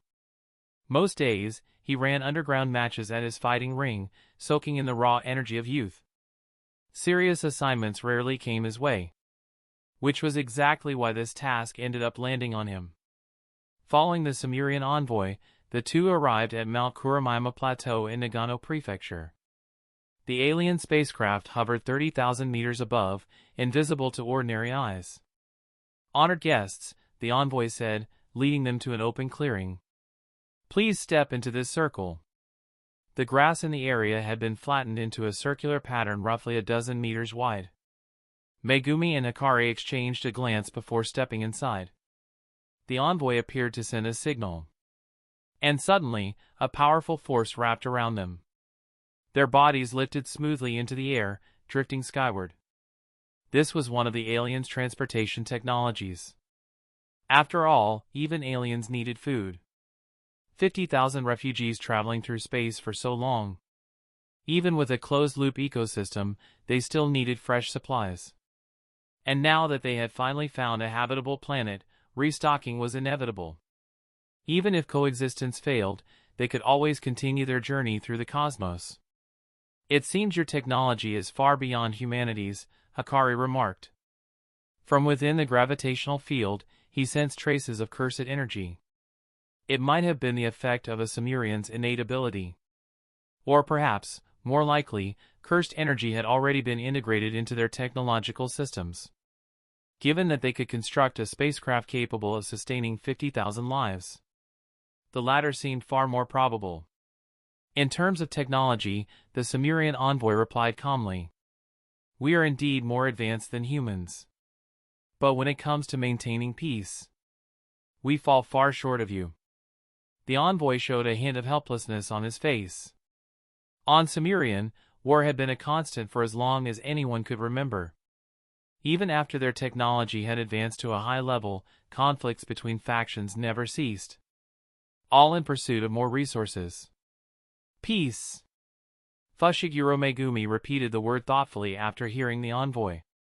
Could you tell us how your people became refugees? At this, the envoy's expression grew solemn. Because of war. Endless war caused by competition for resources. While we were busy fighting one another, we failed to notice that a far stronger species had already set its sights on us. In the end, Sumerian was invaded. That war was catastrophic. From an entire planet, only 50,000 refugees managed to escape. His gaze grew complicated. It is precisely because we have experienced such despair that our leader yearns for peace more than anyone. After hearing this, Megumi and Hikari exchanged a glance. They couldn't tell whether the envoy was telling the truth. If it was true, it meant that there were even more powerful and aggressive alien races in the universe. That was bad news, not just for the Jujutsu world, but for Earth as a whole. No one could be sure whether those beings might one day discover Earth. As the group continued to ascend, the temperature steadily dropped.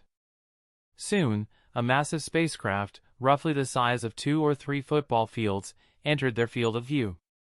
It loomed like a colossal steel beast in the sky, utterly awe-inspiring. "Damn, that thing's terrifying," Hikari muttered, goosebumps rising on his skin. Now he finally understood why Gojo wanted to avoid war at all costs.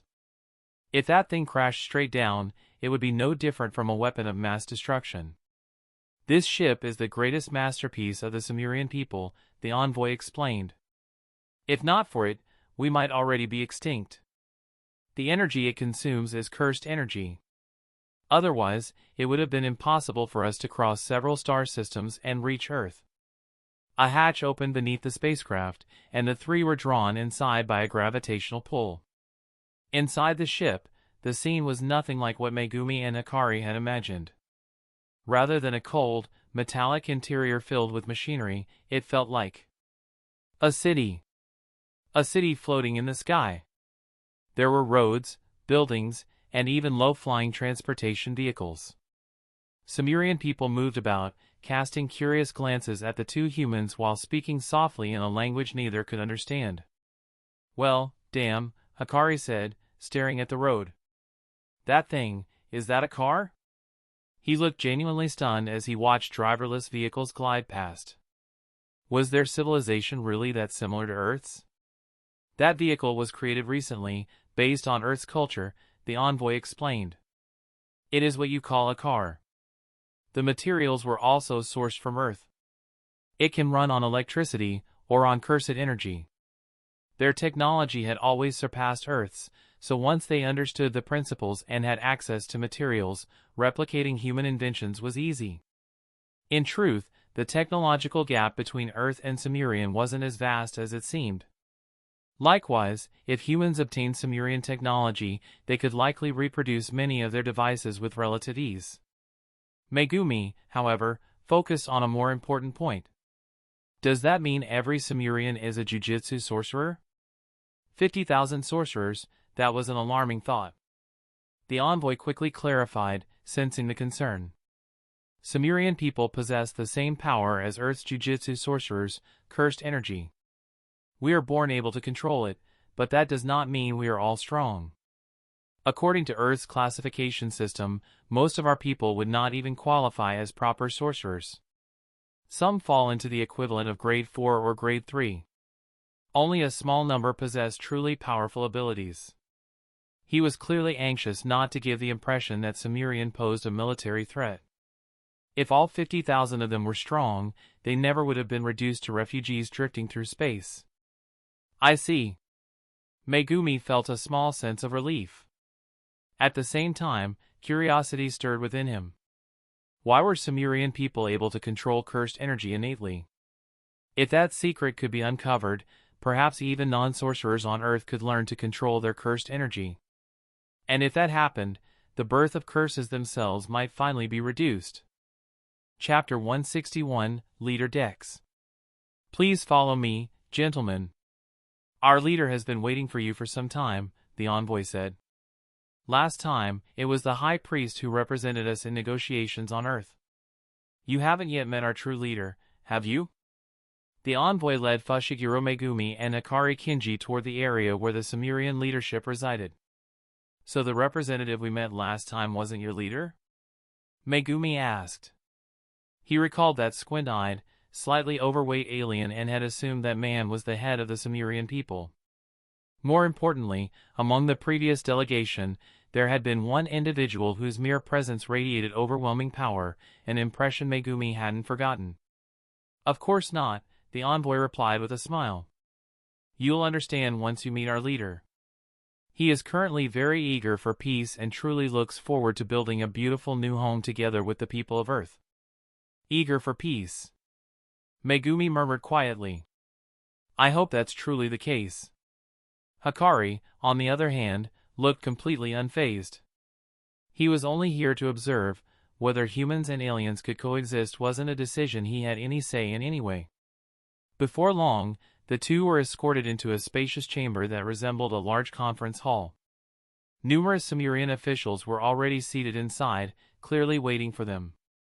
Leader, the representatives from Earth have arrived, the envoy announced to the figure seated at the head. The moment the Earth delegates entered, the Sumerian leader rose to his feet, followed by the others in the room. Welcome, he said warmly. My name is Garura Dex, current leader of the remaining Sumerian people. It is an honor to finally meet you. Dex stood nearly 2 meters tall, broad-shouldered and powerfully built. Even without releasing any aura, his sheer presence carried an unmistakable sense of pressure. Megumi and Hikari instinctively thought of Zen'in Shinsuke. This alien leader's strength was likely far from ordinary. Pleased to meet you, Mr. Dex, Megumi replied. As they took their seats, Megumi noticed that the Sumerian representative who had previously visited Earth was also present. Catching Megumi's gaze, the slightly overweight Sumerian smiled. You remember me, Mr. Fushiguro, don't you? Of course, Megumi replied calmly. Mr. Leo. I haven't forgotten. Megumi Fushiguro scanned the room, but did not see the powerful figure who had accompanied this man during the previous visit. Ha ha, oh, right, Dex said with a laugh. Last time, it was our high priest who spoke with Earth on behalf of the Sumerian people. You should already be acquainted. Dex glanced at Leo, then turned his attention back to Megumi. Mr. Fushiguro, my youngest daughter can be rather stubborn by nature. She hasn't caused you any trouble, has she? For the Sumerian people to truly coexist with humanity, his daughter played an extremely important role. Trouble wouldn't be the right word, Megumi replied calmly. From the past 2 days of observation, she seems to genuinely like Earth. Megumi understood Rhea's significance very well. Her impression of Earth would likely shape the Sumerian people's perception of humanity, and likewise, how humans viewed Rhea could serve as a reference for judging the Sumerian race as a whole. That's good. That's very good, Dex said with visible relief. Rhea, as his youngest daughter, lacked the natural talent required to become a warrior. Because of that, Dex had devoted most of his time to training his eldest daughter instead. As for Rhea, he had taken a hands-off approach, never expecting greatness, only wishing that she might live a peaceful life, free from becoming another casualty of war. He had never expected her to voluntarily apply to become an observer, to travel to Earth, and to form bonds with humans as friends and companions. Perhaps, his youngest daughter would bring something new to the Sumerian people. Soon after, Megumi and Hikari began in-depth discussions with Dex and the Sumerian leadership. The previous visit to Earth had merely been an introduction, along with negotiations to allow Rhea to join Tokyo Jujutsu High as an observer. This time, however, the meeting was purely about cultural exchange. If coexistence was to be possible, the two civilizations needed at least a shared understanding in how they approached certain fundamental matters, such as the definitions of justice and evil. Without that, coexistence would be impossible. Beyond that, customs, social norms, and cultural habits all needed to be gradually understood. After several hours of discussion, Megumi had formed a rough understanding of the Sumerian people. There were many differences from Earth's cultures, but fortunately, their decision-making processes generally fell within what ordinary humans could accept. Still, there was one concern Megumi couldn't shake. The Sumerian people had spent most of their history at war. If they weren't fighting, they were on their way to fight. It was only after their population was nearly wiped out that they realized war brought nothing but catastrophe, and only then did they begin yearning for peace and coexistence. That made Megumi wonder. Could instincts forged through endless warfare truly change so easily? After the talks concluded, Dex personally guided Megumi and Akari through the city. We've lived aboard this ship for over a decade now, Dex said with a trace of bitterness. Drifting through space as refugees isn't easy. If not for their former arrogance, how could they have fallen to such a fate? Even with a self-sustaining ecosystem, the ship was still nothing more than a temporary shelter. They couldn't possibly allow future generations to spend their entire lives confined to this place. That would be far too cruel. Mr. Dex, Megumi suddenly asked. May I ask how powerful the invaders who destroyed Sumerian were? He was genuinely curious. What kind of beings could reduce an entire civilization to only 50,000 survivors? They resembled us, Dex said slowly, his gaze darkening. But their bodies were entirely white. The memories from over a decade ago resurfaced vividly. They possessed overwhelming power. Their eyes were composed of concentric rings, and they wielded strange abilities. I saw their leader once. He had a crimson vertical eye embedded in his forehead. At the time, they called themselves the something. It's been too long. I can't quite remember. Back then, Dex hadn't cared what they were called. They were invaders, and that was enough to fight. The outcome, however, was obvious. They slaughtered Sumerians to extract the curse energy source within our bodies, using it to nurture their divine tree. They hadn't intended to spare anyone. Even now, recalling it sent a chill through Dex's spine. Extracting cursed energy, nurturing a divine tree. Megumi fell into deep thought. If that was the case, would Earth become their next target? After all, on Earth, cursed energy only naturally manifested within the people of Japan. Would they really invade an entire planet for such a small population? Chapter 162, The Warriors of the Sumerian People. Honored guests from Earth. The Sumerian High Priest Leo suddenly said with a genial smile as the group continued their tour. Since there's still time, why not take a look at the warriors of the Sumerian people? Megumi and Akari didn't find the suggestion strange at all. In fact, they felt it was necessary. Understanding the combat strength of the Sumerian warriors was part of their responsibility. They exchanged a glance, and Akari spoke first. Sounds good. I'm actually pretty curious about alien sorcerers. I'd like to see how they differ from Earth's Jujutsu sorcerers. However, the moment Leo spoke, Chief Dex's expression subtly darkened. He had a bad feeling. Within the Sumerian people, opinions about Earth were sharply divided. One faction, led by Dex, firmly supported coexistence. The other, led by High Priest Leo, held a far more hostile stance. Leo's status among the Sumerians was extremely high, nearly equal to the chief himself. That was exactly what worried Dex. War had been etched into the Sumerian people's bones for generations. If the High Priest stirred things up now, the already difficult path toward coexistence with humanity would become even steeper.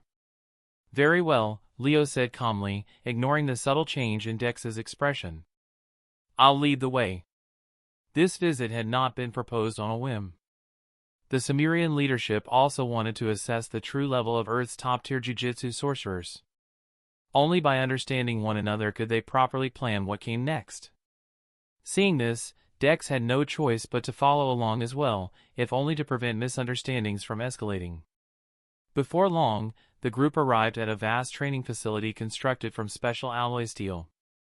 The interior was divided into multiple zones. There were private training chambers, as well as dedicated combat arenas. Megumi and Akari observed the Sumerian warriors training inside with keen interest. At first glance, the Sumerian training methods differed from those of Earth's Jujutsu sorcerers, but the similarities quickly became apparent. The methods varied, but the core philosophy was the same: to draw out latent potential and refine control over cursed energy. This, Leo said cheerfully, gesturing toward one section, is our specially constructed gravity chamber. It can reach up to 100 times normal gravity. It's extremely effective at stimulating our warriors' potential and tempering their physical bodies. Anyone who can withstand 100-fold gravity is without exception a top-tier warrior among the Sumerian people. He turned toward Megumi and Hikari with a smile. Would the two of you like to give it a try? The surrounding Sumerian warriors, who had been training, now looked over with interest. 100 times gravity. Even among the Sumerian elite, only a handful could endure it through sheer physical strength alone. Just how much gravity could these earthborn jujutsu sorcerers withstand? The answer, it seemed, was about to be tested. Dex quickly spoke up. Gentlemen, this device is meant to temper the body. Most ordinary warriors have limited talent. When they can't reach higher levels in cursed energy control, they choose to strengthen their physical bodies instead. If you're interested, you're welcome to give it a try. That actually sounds pretty interesting. Let me go first. Hikari seemed genuinely intrigued and stepped straight into the gravity chamber. How does this thing work? Inside the enclosed room, Hikari glanced around curiously. All you need to do is press this button, Dex explained, stepping forward and placing his hand on a red button near the entrance. It will start automatically. If at any point you can't endure it, say the word. I'll shut the machine down immediately. All right. Let's do it. Hikari was curious to see just how much gravity his body could endure without relying on cursed energy. Then we'll begin. Dex pressed the button. Red lights flared on inside the chamber, and the machine hummed to life. In an instant, Hikari felt as though an invisible mass had dropped onto his shoulders. The surrounding Sumerian warriors crowded closer, watching with keen interest. They, too, wanted to see what level a warrior from Earth could reach. The gravity display began to climb. 1 times, 2 times, 3 times. As the pressure increased, veins surfaced across Hikari's skin, his muscles tightening visibly. When the indicator reached 70 times gravity, Hikari finally felt the strain in earnest. Sweat began to bead on his forehead. Murmurs rippled through the Sumerian warriors. Enduring 70-fold gravity using only one's body already qualified as formidable even among their own ranks. Mr. Hikari doesn't seem to have reached his limit yet, someone murmured. 71, 72, 73. The gravity continued to rise. At 85 times gravity, Hikari finally felt himself nearing his limit. At that moment, a surge of powerful cursed energy burst from his body, counteracting the crushing force. Instantly, the pressure lightened. Having activated cursed energy, Hikari didn't continue the test. He stepped out of the chamber. Looks like my body alone still can't handle 100-fold gravity. Sorry if that disappointed anyone. Hikari himself was slightly surprised. Among jujutsu sorcerers, his physical strength ranked near the top. Very few could surpass him in raw bodily resilience. And yet, even so, he couldn't endure 100 times gravity on flesh alone. Of course, with prolonged training in this gravity chamber, it might eventually be possible. Still, this alone proved one thing. The Sumerian warriors were not to be underestimated. 85 times gravity is already rare even among our strongest warriors, Dex said with a smile. There's nothing laughable about that. Internally, Dex was equally shocked. The representatives sent by Earth were clearly among their strongest, otherwise this wouldn't have been possible. If every jujutsu sorcerer on Earth were this strong, that would be terrifying. Ha ha ha. Earth's jujutsu sorcerers truly live up to their reputation. High Priest Leo stepped forward, laughing loudly. This display has made our warriors rather eager. Might the two honored guests be willing to spar with them, just a friendly exchange, to show that there is always someone stronger beyond the sky? High Priest, Dex interrupted sharply. These two are our honored guests. This isn't a place for reckless behavior. Dex shot Leo a warning look, clearly telling him not to stir trouble. Chief, Leo replied calmly, unfazed. How can friendly sparring be considered recklessness? This is simply cultural exchange. Ignoring Dex entirely, Leo subtly gestured to those beside him. Immediately, members aligned with the high priest chimed in. Exactly, Chief. Since our guests have come all this way, shouldn't we show them everything? That's true respect. You! Dex's expression darkened as he prepared to reprimand them. But before he could speak, Megumi Fushiguro calmly stepped forward. Since Mr. Leo insists, Megumi said evenly, I don't mind sparring a bit. Truth be told, he had been wondering how strong the Sumerian elite truly were. And now, the opportunity had walked straight into his hands. It seemed the high priest was thinking the same thing. Chapter 163, The Apex Warrior, Bozes. Good! Since Mr. Fushiguro has agreed, there's no reason for the chief to refuse now, right? Leo was slightly surprised himself that the Earth representative had agreed so readily. It seemed his suspicions were correct after all. How could Earth's people truly accept coexistence so easily? More likely, they wanted to gauge Sumerian strength first, determine whether they posed a threat. Someone, Leo waved his hand, issuing an order. Bring Bozes here. The surrounding Sumerian warriors stiffened the moment they heard that name. They were calling Bozes out directly? That was a top-tier warrior. A living weapon who could withstand 100 times gravity with his body alone, while also possessing terrifying cursed techniques. Dex's expression darkened instantly. The high priest was clearly trying to intimidate the earth sorcerers. One misstep, and this so-called exchange could spiral straight back into war. He would have to watch carefully. If Bozes went too far, Dex would have no choice but to intervene personally. The next moment, a crushing aura flooded the training hall. A towering Sumerian stepped through the entrance, standing roughly 2.3 to 2.4 meters tall.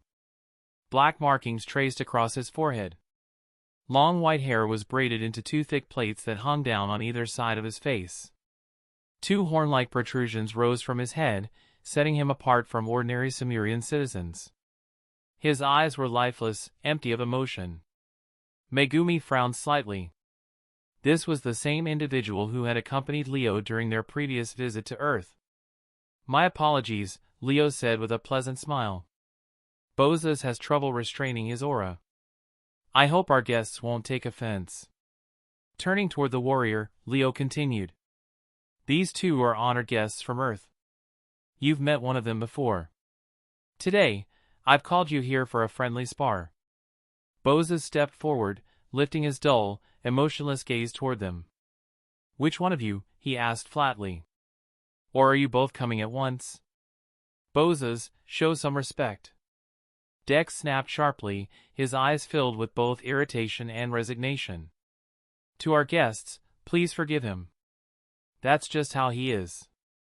Bozes was firmly aligned with the pro-war faction. He had never believed coexistence with Earth was possible. When Sumerian Prime was invaded, he didn't see war itself as the problem.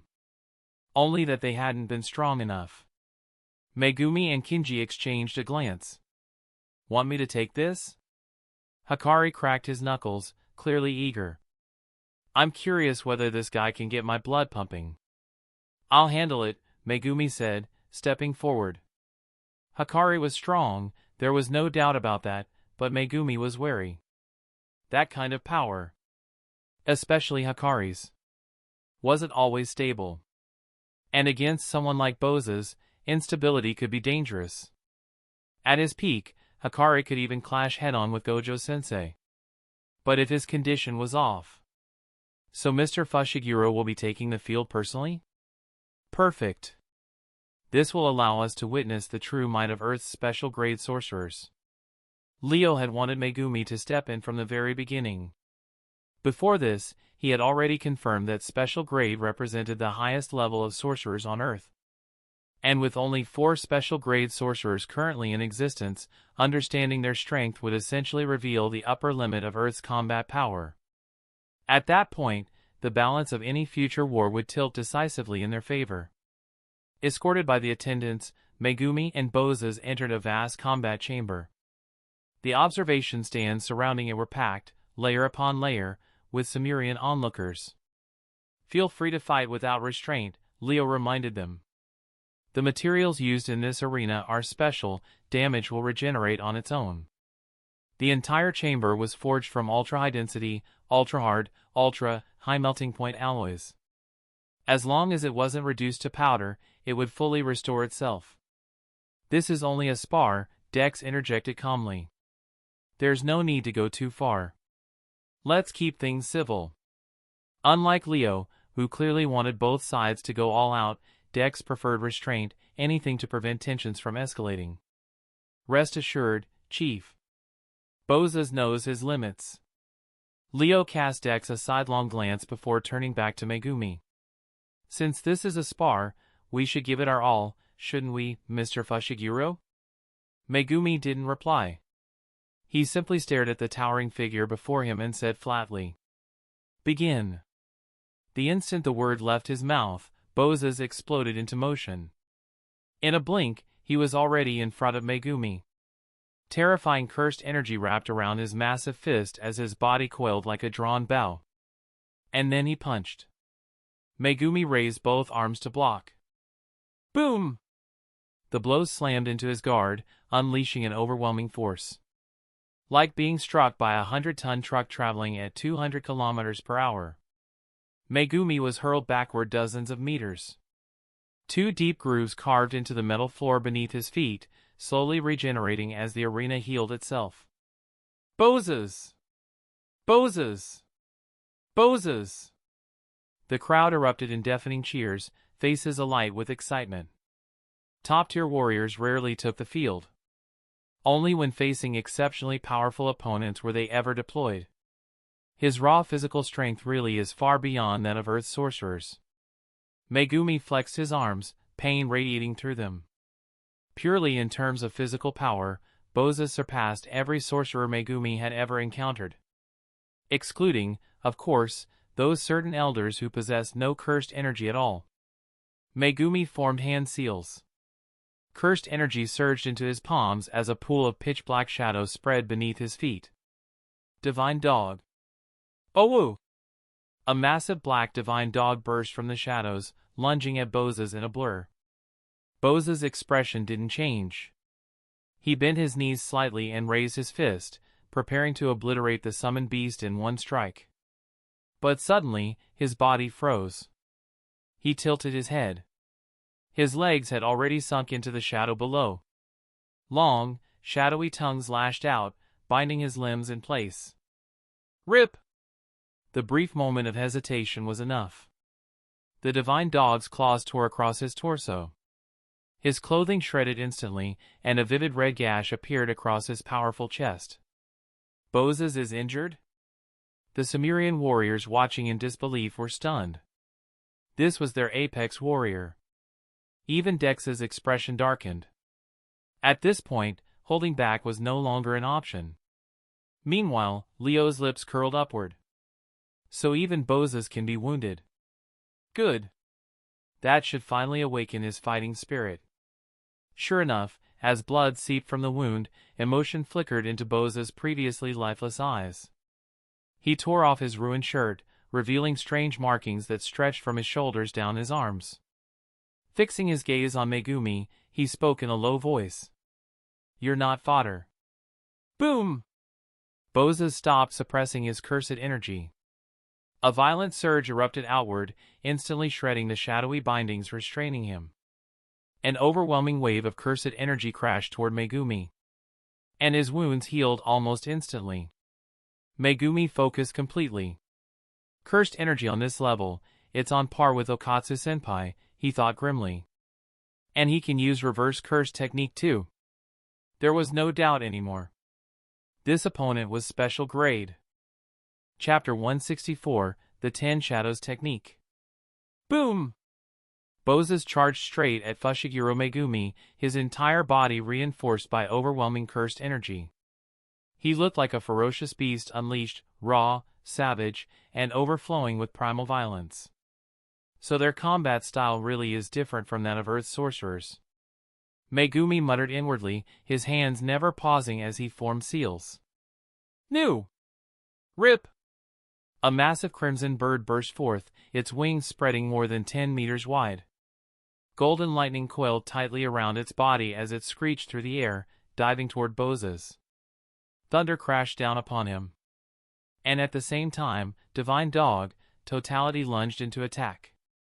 In an instant, Bozes found himself entangled in combat with multiple Shikigami. From the shadows beneath his feet, long black tongues repeatedly shot out, interfering with his movements. Together with Divine Dog and Nu, they formed a relentless suppression net, preventing Bozes from closing the distance. Now that Megumi had a general grasp of his opponent's fighting style, there was no way he would allow close combat. After all, his cursed technique was never meant for direct, hand-to-hand fighting. Bozes isn't gaining the upper hand. That Earth warrior is incredibly strong. The surrounding Sumerian warriors stared in disbelief. Their once invincible top-tier fighter was failing to overwhelm his opponent.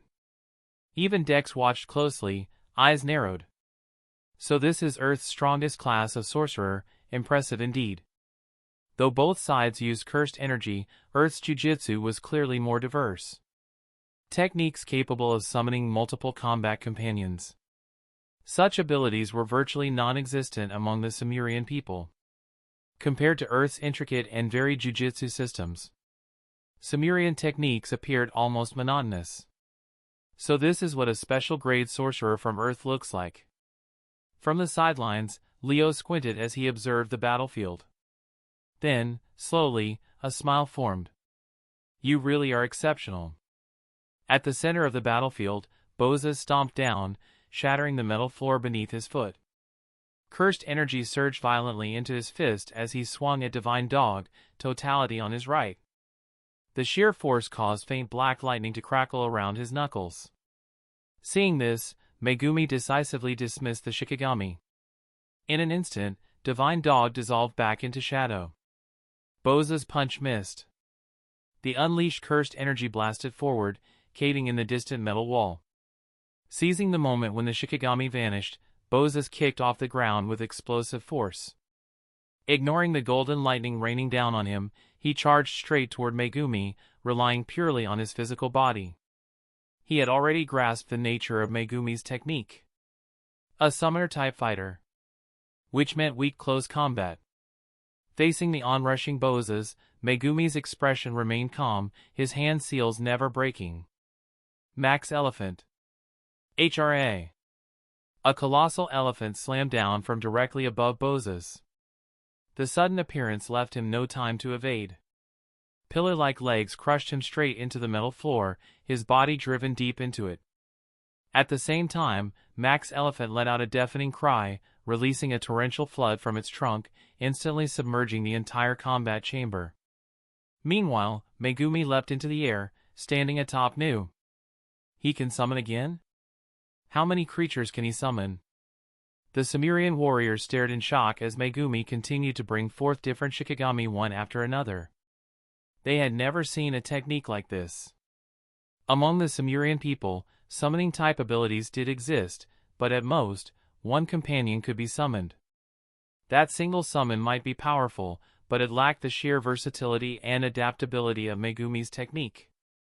If our intelligence is correct, Leo suddenly spoke, turning to Hikari Kinji. Fushiguro Megumi's technique is called the 10 Shadows technique, isn't it? They might not possess complete intelligence on Earth's jujutsu world, but for highly active sorcerers, information was relatively easy to obtain. So that means, Leo continued, he can summon 10 different entities to fight alongside him? The surrounding warriors were stunned. 10 different companions? That technique is incredible. That's roughly correct, Hikari replied casually. He hadn't expected the aliens to know so much about them. Is this kind of technique common among Earth sorcerers? Dex asked suddenly. A single person commanding such power on the battlefield was effectively an army. If only, Hikari said honestly. Unfortunately, among Earth sorcerers, he's the only one. That kind of information was easy to verify, there was no need to hide it. Hearing this, Dex slowly nodded, feeling a slight sense of relief. He longed for peaceful coexistence, but if the balance of power were too uneven, that dream would be difficult to achieve. Boom! Suddenly, an overwhelming presence erupted from the combat chamber. As the floodwaters receded, Bozes rose from the dented metal floor. His body was scorched and bloodied, looking far more battered than before. He stared up at Megumi in midair, and slowly curled his lips into a smile. Then, the black markings on his forehead split open. Boom! A grotesque vertical eye snapped open, unleashing a terrifying aura. The moment Megumi met its gaze, an immense pressure crashed down on him. His balance broke. Even Nu seemed overwhelmed by the force, plummeting toward the ground. Megumi tried to stabilize himself. But a shadow suddenly filled his vision. Boza's massive body had already closed the distance. Twisting his hips, he whipped his leg back and delivered a devastating kick straight into Megumi's abdomen. The combination of raw strength and cursed energy made Megumi cough up blood. His body flew backward like a kite with its string cut, slamming into the metal wall, embedded into it completely. Bozes gave him no chance to recover. He blurred forward again, the monstrous eye on his forehead radiating crushing pressure as he pinned Megumi in place. Another punch came crashing down. Bang! The blow forced another mouthful of blood from Megumi. Bozes! That's enough, this is just a spar. Dex shouted urgently. But Bozes didn't stop. He raised his fist, aiming directly at Megumi's head. You're stronger than this, aren't you? His fist descended slowly. Megumi's gaze remained steady. Piercing ox. A furious black bull burst from the nearby shadows, charging forward at full force.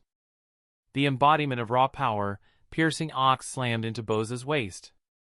Its horns pierced straight through his body, launching him backward as blood sprayed through the air. Megumi pulled himself free from the wall, pain surging through his body, and glanced at the airborne Bozes. This guy, is he a battle maniac? Round deer. A massive deer appeared, bathing Megumi in restorative energy as it healed his wounds. This time, he intended to fight him seriously. Chapter 165, The Ability of the Third Eye? A soft green radiance bloomed atop round deer's antlers, flowing into Megumi's body. In just a few breaths, every wound he had suffered moments earlier vanished completely. How many is that now? Every summoned creature has a different ability. This technique is absurdly comprehensive.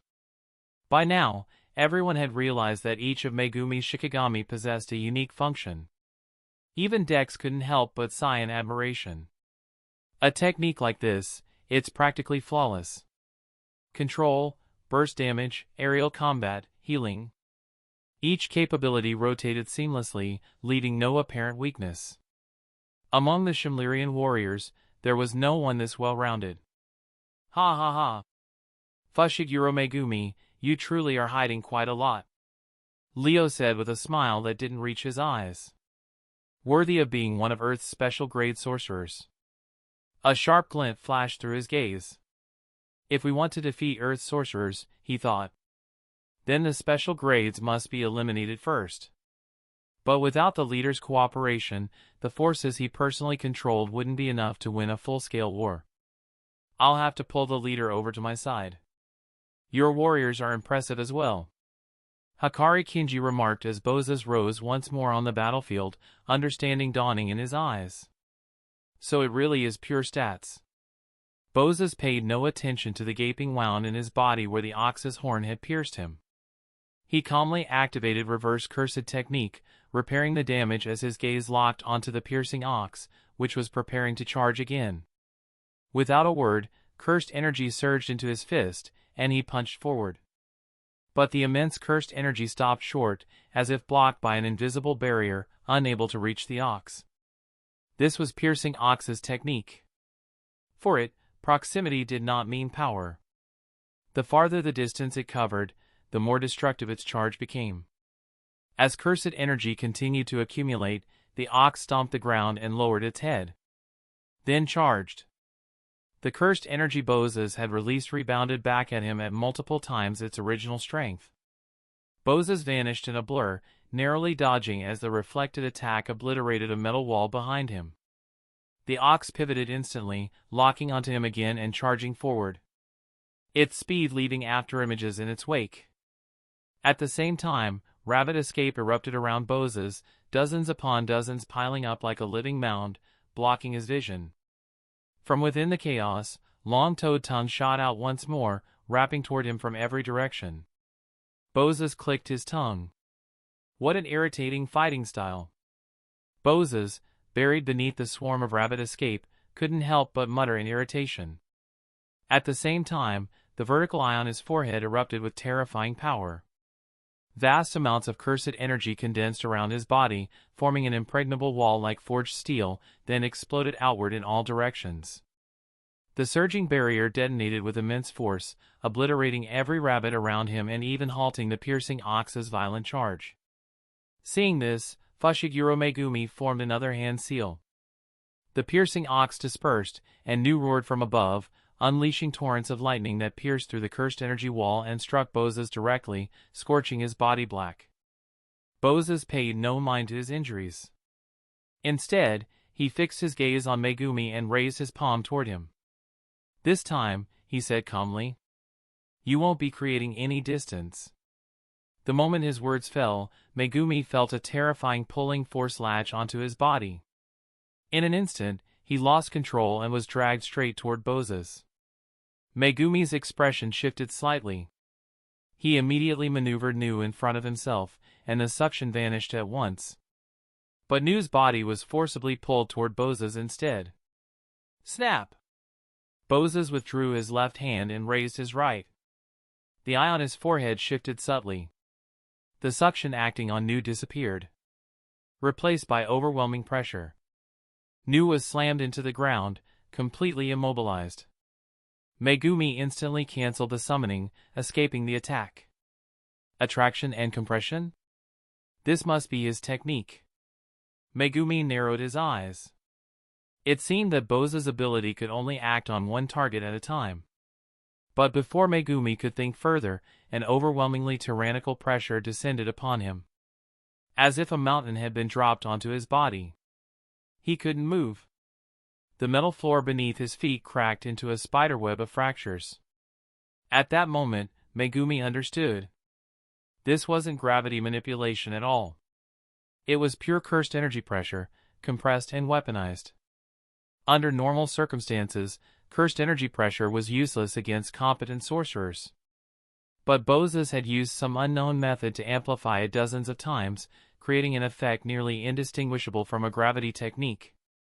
Megumi circulated his cursed energy to resist the pressure, his gaze locking onto the furious vertical eye on Boses' forehead. So that's it. The ability of his third eye. "You're a worthy opponent," Boses said, a trace of respect flashing through his eyes. "But this sparring match ends here. Against a powerful warrior, even an enemy deserved full respect." Even in a mere spar, Boses intended to win at full strength. As his voice fell, golden patterns lit up along the two horns atop his head. Terrifying cursed energy gathered and compressed between them, transforming into a crimson sphere. The surrounding environment was bathed in red. Feeling the sheer danger radiating from it, Megumi steeled himself. "So you've got ranged attacks too." It seemed Boses' abilities were just as well-rounded. Enduring the crushing cursed energy pressure, Megumi brought his hands together and formed a hand sign. One that carried immense weight. Furub. Yura Yura. Facing Boses as the energy sphere continued to grow, Megumi recited the chant to summon the final Shikigami. In that instant, time itself seemed to freeze. A wolf's howl echoed throughout the combat chamber, filling the space with an eerie, ominous presence. Throughout history, no sorcerer had ever successfully subdued the final Shikigami of the Ten Shadows technique. There were only two ways to attempt the subjugation of Maharaga. 1. Summon it alone and defeat it personally. 2. Drag others into the ritual and attempt a group subjugation. Failure meant death. Every participant in the ritual would be slaughtered by Maharaga. Group subjugation had an abysmally low success rate. Much like the legendary incident where the heads of the Zen'in and Gojo clans perished together. Most believe the Zen'in clan head, overwhelmed and desperate, had forcibly activated the ritual, dragging the Gojo clan head into it. Both were likely killed by Maharaga in the end. And even worse. Even if Maharaga were defeated through group subjugation, it would never obey the caster afterward. Thus, while two methods existed in theory, in practice there was only one. That was why no 10 Shadows user in history had ever completed the technique. Because defeating Maharaga with the 10 Shadows alone was nearly impossible. The other 9 Shikigami were on an entirely different level. Even combined, they were nowhere near enough. Yet Fushiguro Megumi was different. Because Sukuna had used Megumi's body to subjugate Maharaga. Megumi became the first sorcerer in history to fully perfect the 10 Shadows technique. Chapter 166, Maruru Alice. The atmosphere inside the combat chamber grew increasingly oppressive. Both sides had clearly begun to draw upon techniques meant to end a fight, not merely spar. Watching from the sidelines, Dex felt a growing sense of unease. If this continued, there would be real casualties. At present, the Sumerian people and Earth sorcerers were still in a fragile phase of mutual understanding. Any bloodshed here would create an irreparable rift, making all future cooperation exponentially more difficult. This sparring match had to end, now. Dex's gaze sharpened as he prepared to step in and forcibly stop the battle. Before he could move, Leo took a step forward, deliberately positioning himself in front of Dex, a polite smile on his face. "Leader," Leo said calmly. "The match isn't over yet. There's no need to rush." He couldn't allow the leader to interfere, not when the enemy had yet to reveal their full strength. "High Priest." Dex frowned, a faint pressure leaking from his body. "Don't push this too far." "Just a little longer," Leo replied, sweat forming on his brow as he endured the leader's rising aura. "The outcome is about to be decided. Surely even the great leader can spare that much time?" Despite the pressure bearing down on him, Leo refused to retreat. For the future of the Sumerian people, he could not agree with Dex's idealism. If peace was to be secured, it would be through strength, not hope. "You!" Dex was just about to erupt when a terrifying surge of energy exploded within the combat chamber. Between the two horns on Boza's head, the dark crimson energy finished condensing. In the next instant, a scarlet shockwave blasted outward, causing the surrounding space itself to tremble violently. Seeing this, Megumi hesitated no longer. If the fight continued, there would be no turning back. He was prepared to summon his ultimate trump card and bring this sparring match to an immediate end. Eight-handled sword. That's enough. Boom! Just as Megumi's summoning ritual was about to be completed, a small figure suddenly appeared between the two combatants, her clear, crisp voice reaching both of their ears. Facing the cursed energy shockwave that Boza's had unleashed at full force, the petite figure merely raised a single hand and effortlessly stopped it. Her body didn't move back even an inch. The shockwave, powerful enough to distort space itself, slammed into what seemed like an invisible wall and was completely neutralized. Seeing this, a hint of surprise flashed through Fushigiro's eyes. He immediately dispelled the summoning ritual. Once the cursed energy blast dissipated, the two finally got a clear look at the newcomer. "It's the young lady!" The Sumerian spectators instantly recognized her. She was Maruru Alice, the eldest daughter of leader Dex, and one of the Sumerian people's top-tier warriors. Alice looked calmly at Boza's and said evenly, "That's enough. The sparring ends here. You may return." Hearing this, Boza's lifted his gaze toward High Priest Leo, who was watching from the stands. Then he turned and walked away, leaving behind a single sentence. "I hope we'll have another chance to spar." After Boza's departed, Alice turned toward Fushiguro, a faint smile appearing on her face. "Fushiguro Megumi, allow me to introduce myself. I'm Maruru Alice, Ria's elder sister. Thank you for accepting my little sister."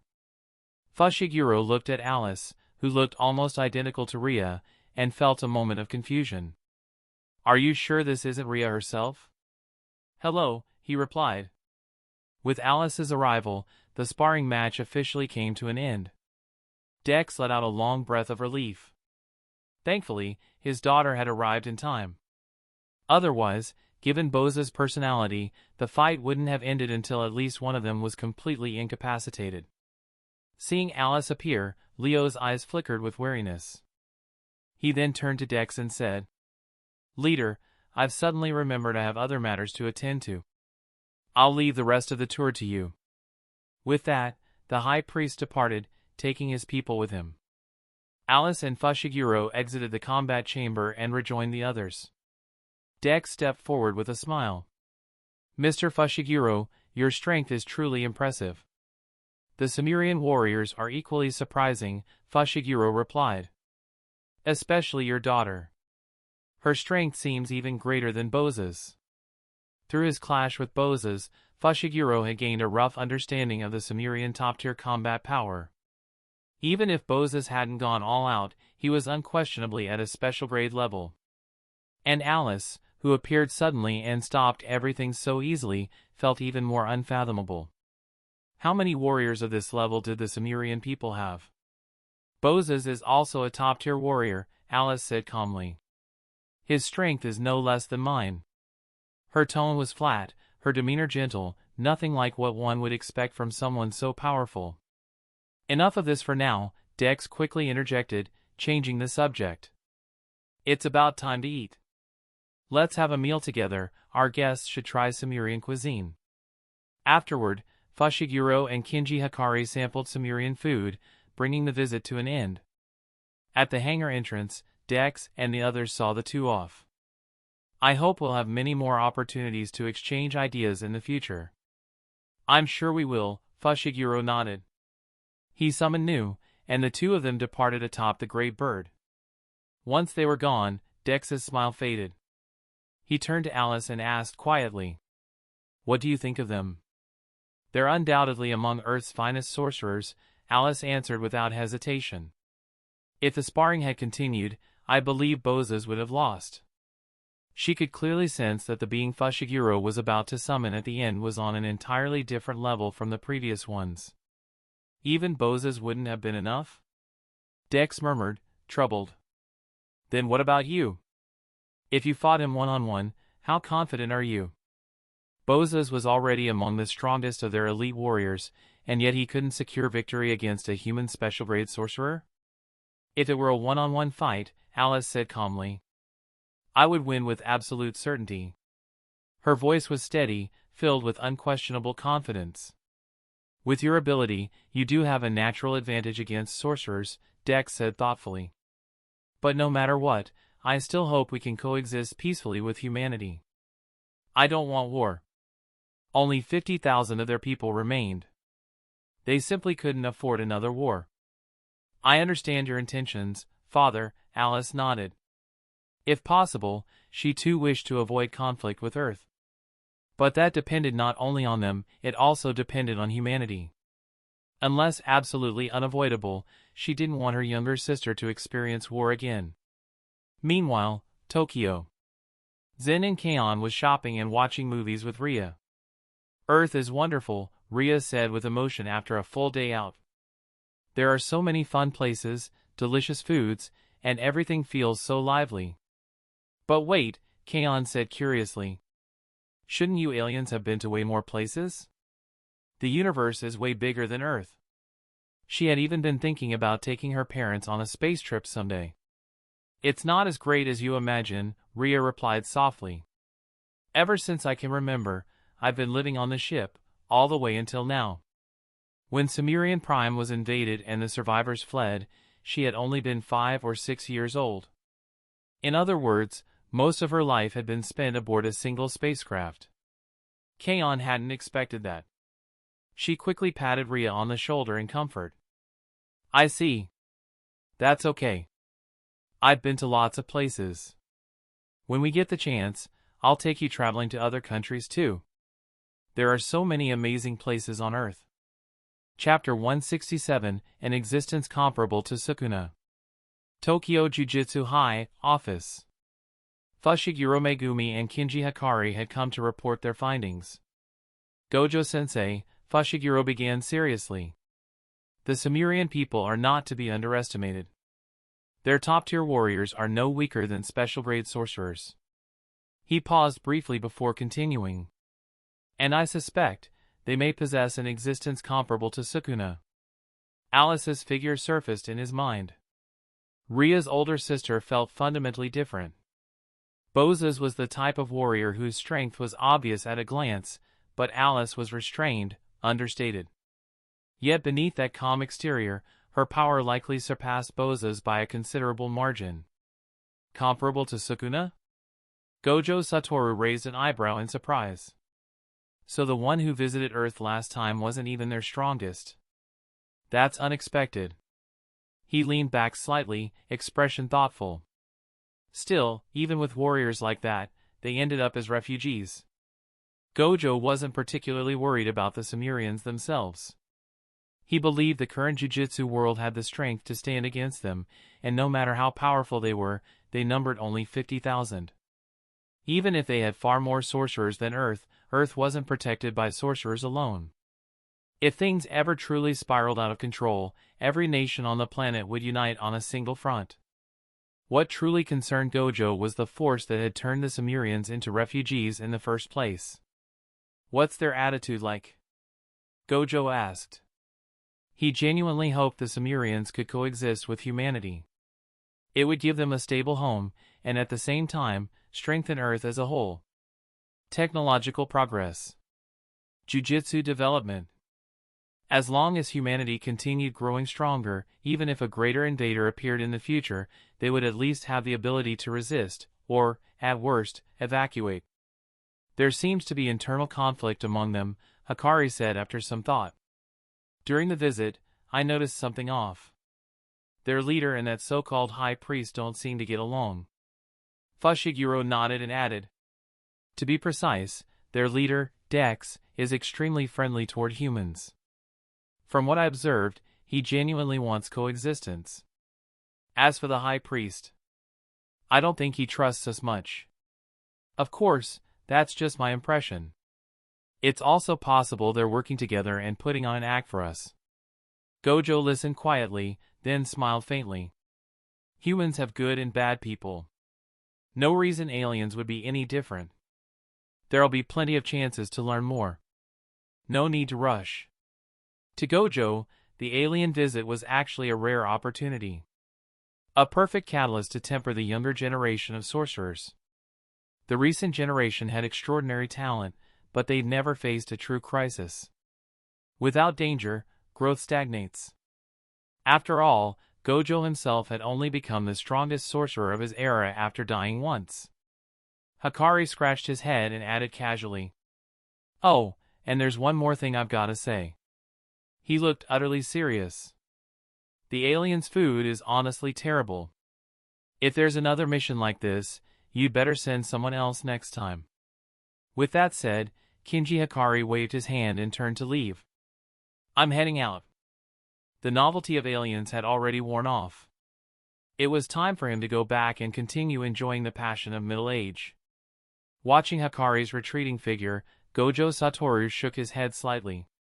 That guy never changes, figures, considering who his teacher was. Fushiguro Megumi, standing nearby, remained calm. After all, he was surrounded by people with strong personalities. This barely registered as unusual. Next time, maybe we should invite those aliens to Earth properly, Gojo said suddenly, a mischievous smile curling at the corner of his mouth. Meanwhile, Zen'in Keion and the others had returned to Tokyo Jujutsu High after their short break. Only to find that Yuji Itadori was nowhere to be seen. Where's Teacher Itadori? Keion complained. Didn't he say we'd have a new mission today? Don't tell me he's late again.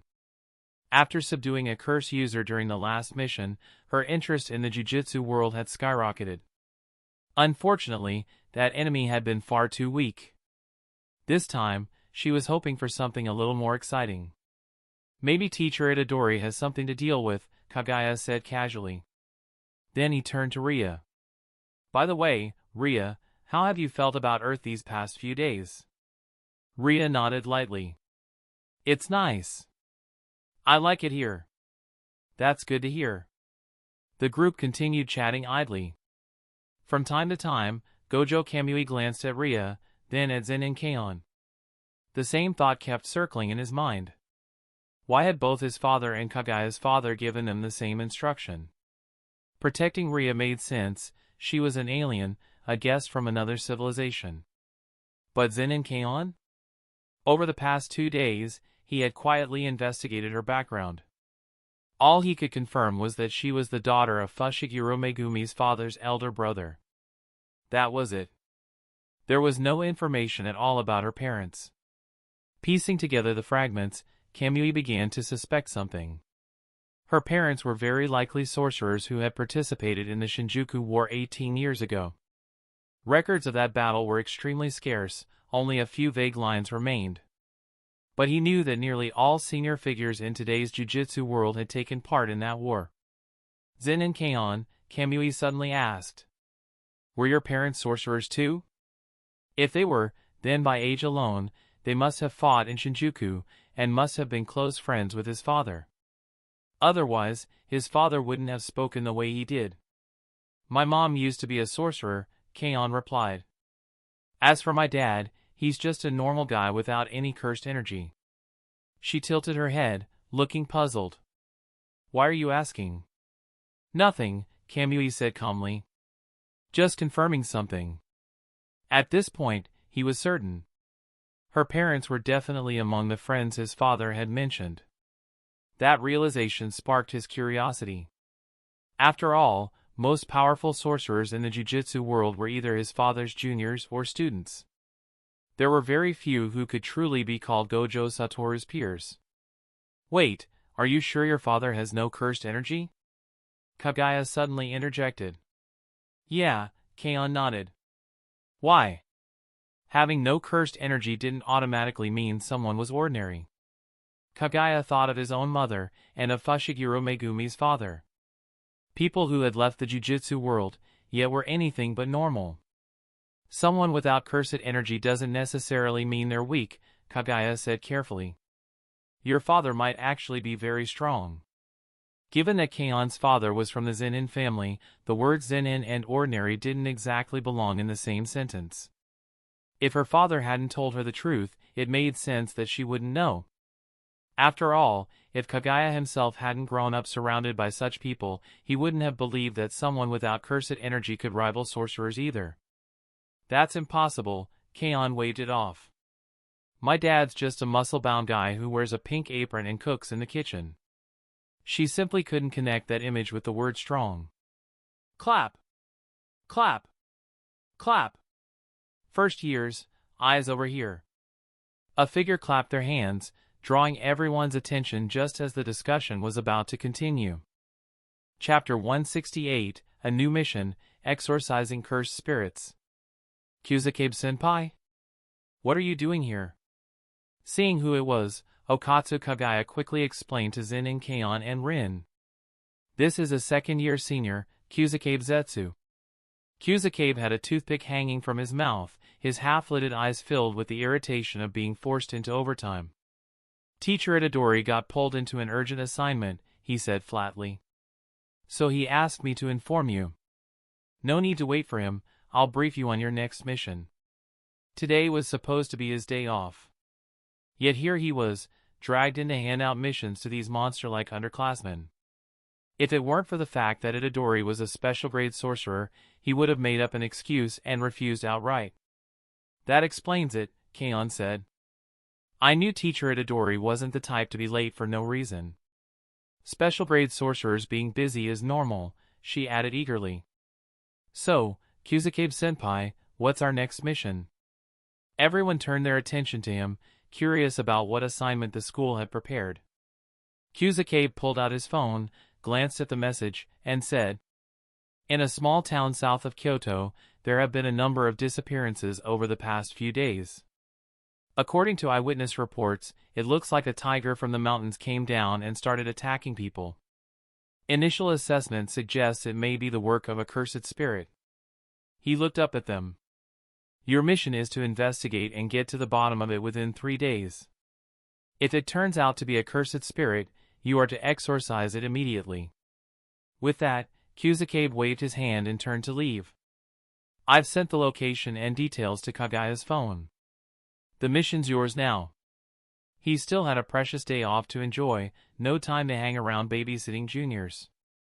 Accursed spirit? Kaon's eyes lit up instantly. Does that mean we finally get to deal with a strong one? She was completely fired up now. Let's go! I've never even seen a cursed spirit above grade 1.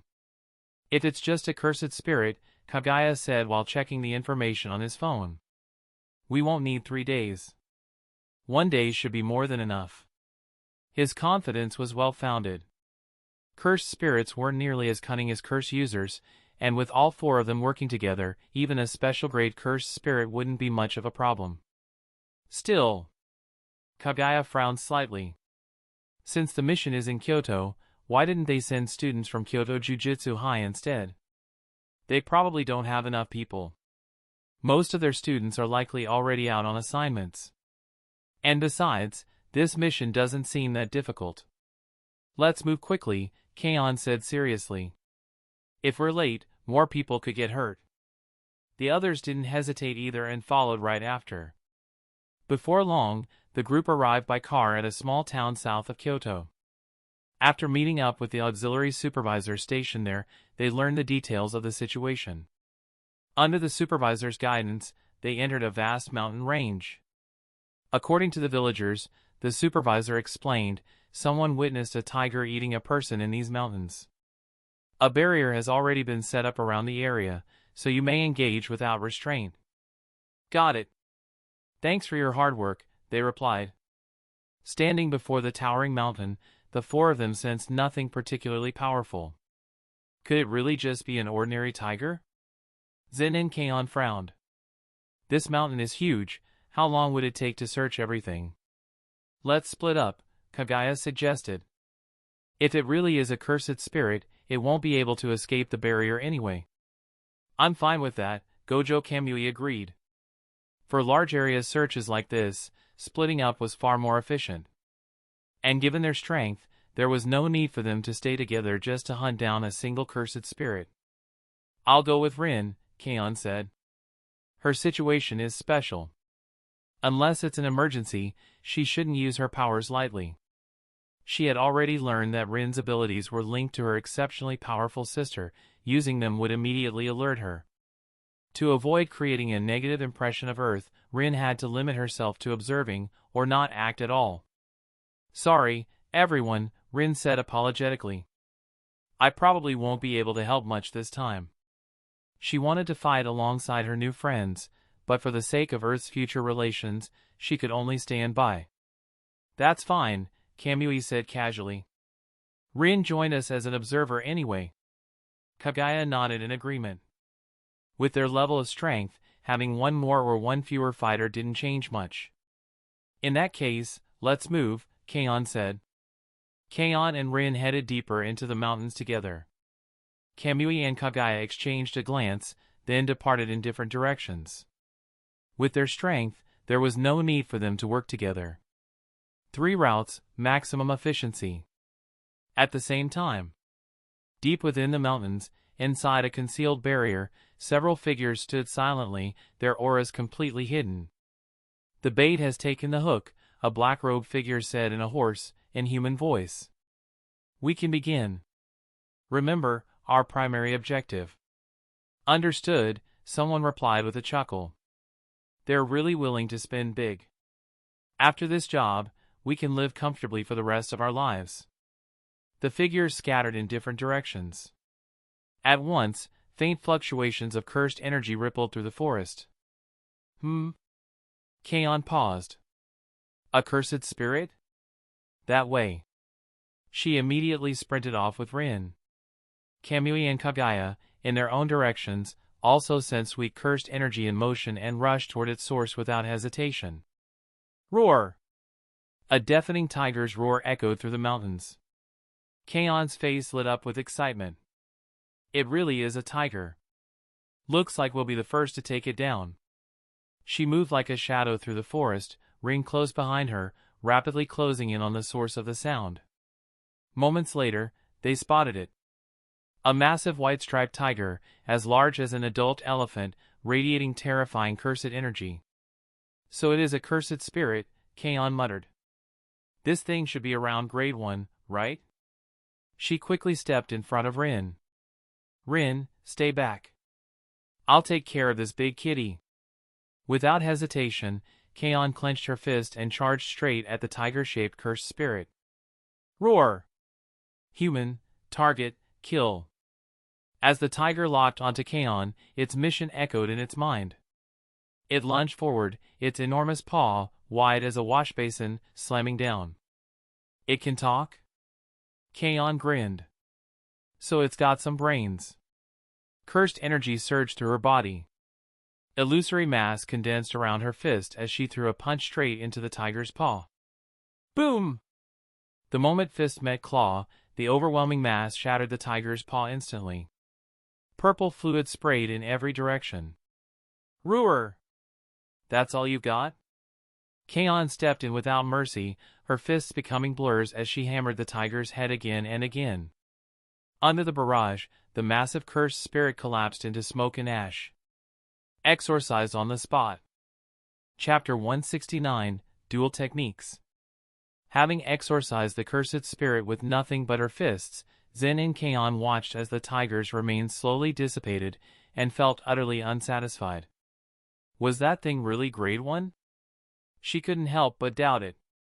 It looked intimidating enough, but it went down far too easily. Or maybe, her own strength wasn't as bad as she'd thought. Clap. Clap. With that realization, Kaon couldn't help feeling a little smug. Looks like I'm not weak at all. This kind of mission is no pressure whatsoever, she said cheerfully. Come on, Rhea, let's go. She turned around. There was nothing behind her. Kaon froze. Rhea? The absence hit her like a punch to the gut. From the moment she engaged the cursed spirit to its exorcism, barely a minute had passed. There was no way Rhea could have simply vanished on her own. Damn it, this mission isn't simple. Kaon's expression hardened. Rhea would never leave without saying anything. Which meant something had happened to her. Someone capable of abducting Rhea silently, in under a minute, was no ordinary opponent. No, Rhea can't be hurt. I have to find her. Now. Her first instinct was to regroup with Gojo Kamui and the others and lock the entire area down. Before she could move. Don't be nervous, little girl. We won't kill your friend just yet. An elderly voice echoed behind her. Kaon spun around. Two figures had appeared without her sensing them at all. One was an elderly woman sitting cross-legged on the ground, her face so deeply wrinkled it looked like dried bark, ancient beyond measure. The other was a broad-shouldered, middle-aged man dressed in black. Who are you people? Kaon demanded, eyes blazing. Where is Rhea? She stared at the two intruders, her body coiled like a spring, ready to explode into motion. You mean that little extraterrestrial girl? The man said calmly, as if discussing the weather. Someone paid us to kill her, and specifically ordered us to record the entire process on video. He spoke without emotion. For now, she's still alive. We value efficiency, after all. But give it a little time, and you might get to watch her execution from start to finish. Behind him, the old woman remained seated, completely still, as though performing some sort of ritual. You're dead. Kaon's voice dropped to a lethal whisper. The air around her trembled. The moment she heard that, Zen and Kaon understood. This mission had never been simple. It was a trap. A trap aimed directly at Rhea. They knew who Rhea was, and they still dared to do this. What were they trying to achieve? To drive a wedge between humanity and the aliens? To ignite a war? No. I can't waste time here. Kaon's gaze hardened. I have to find Rhea and get her out, immediately. The two people in front of her were clearly meant to stall her. She couldn't fall for it. Without hesitation, Kaon turned and bolted in another direction. She could not be delayed. Seeing this, the old woman clasped her hands together. Cursed energy surged between her palms as she began chanting in a low, rhythmic voice. With every syllable, an overwhelming wave of cursed energy poured into the middle-aged man beside her. His aura swelled violently. "That'll do," the old woman said as she opened her eyes. "Got it, Grandma," the man replied calmly. He pulled a small metal vial from his pocket. Something murky sloshed inside. With a casual flick, he tossed it into his mouth and swallowed it whole. Boom! Cursed energy exploded outward from his body.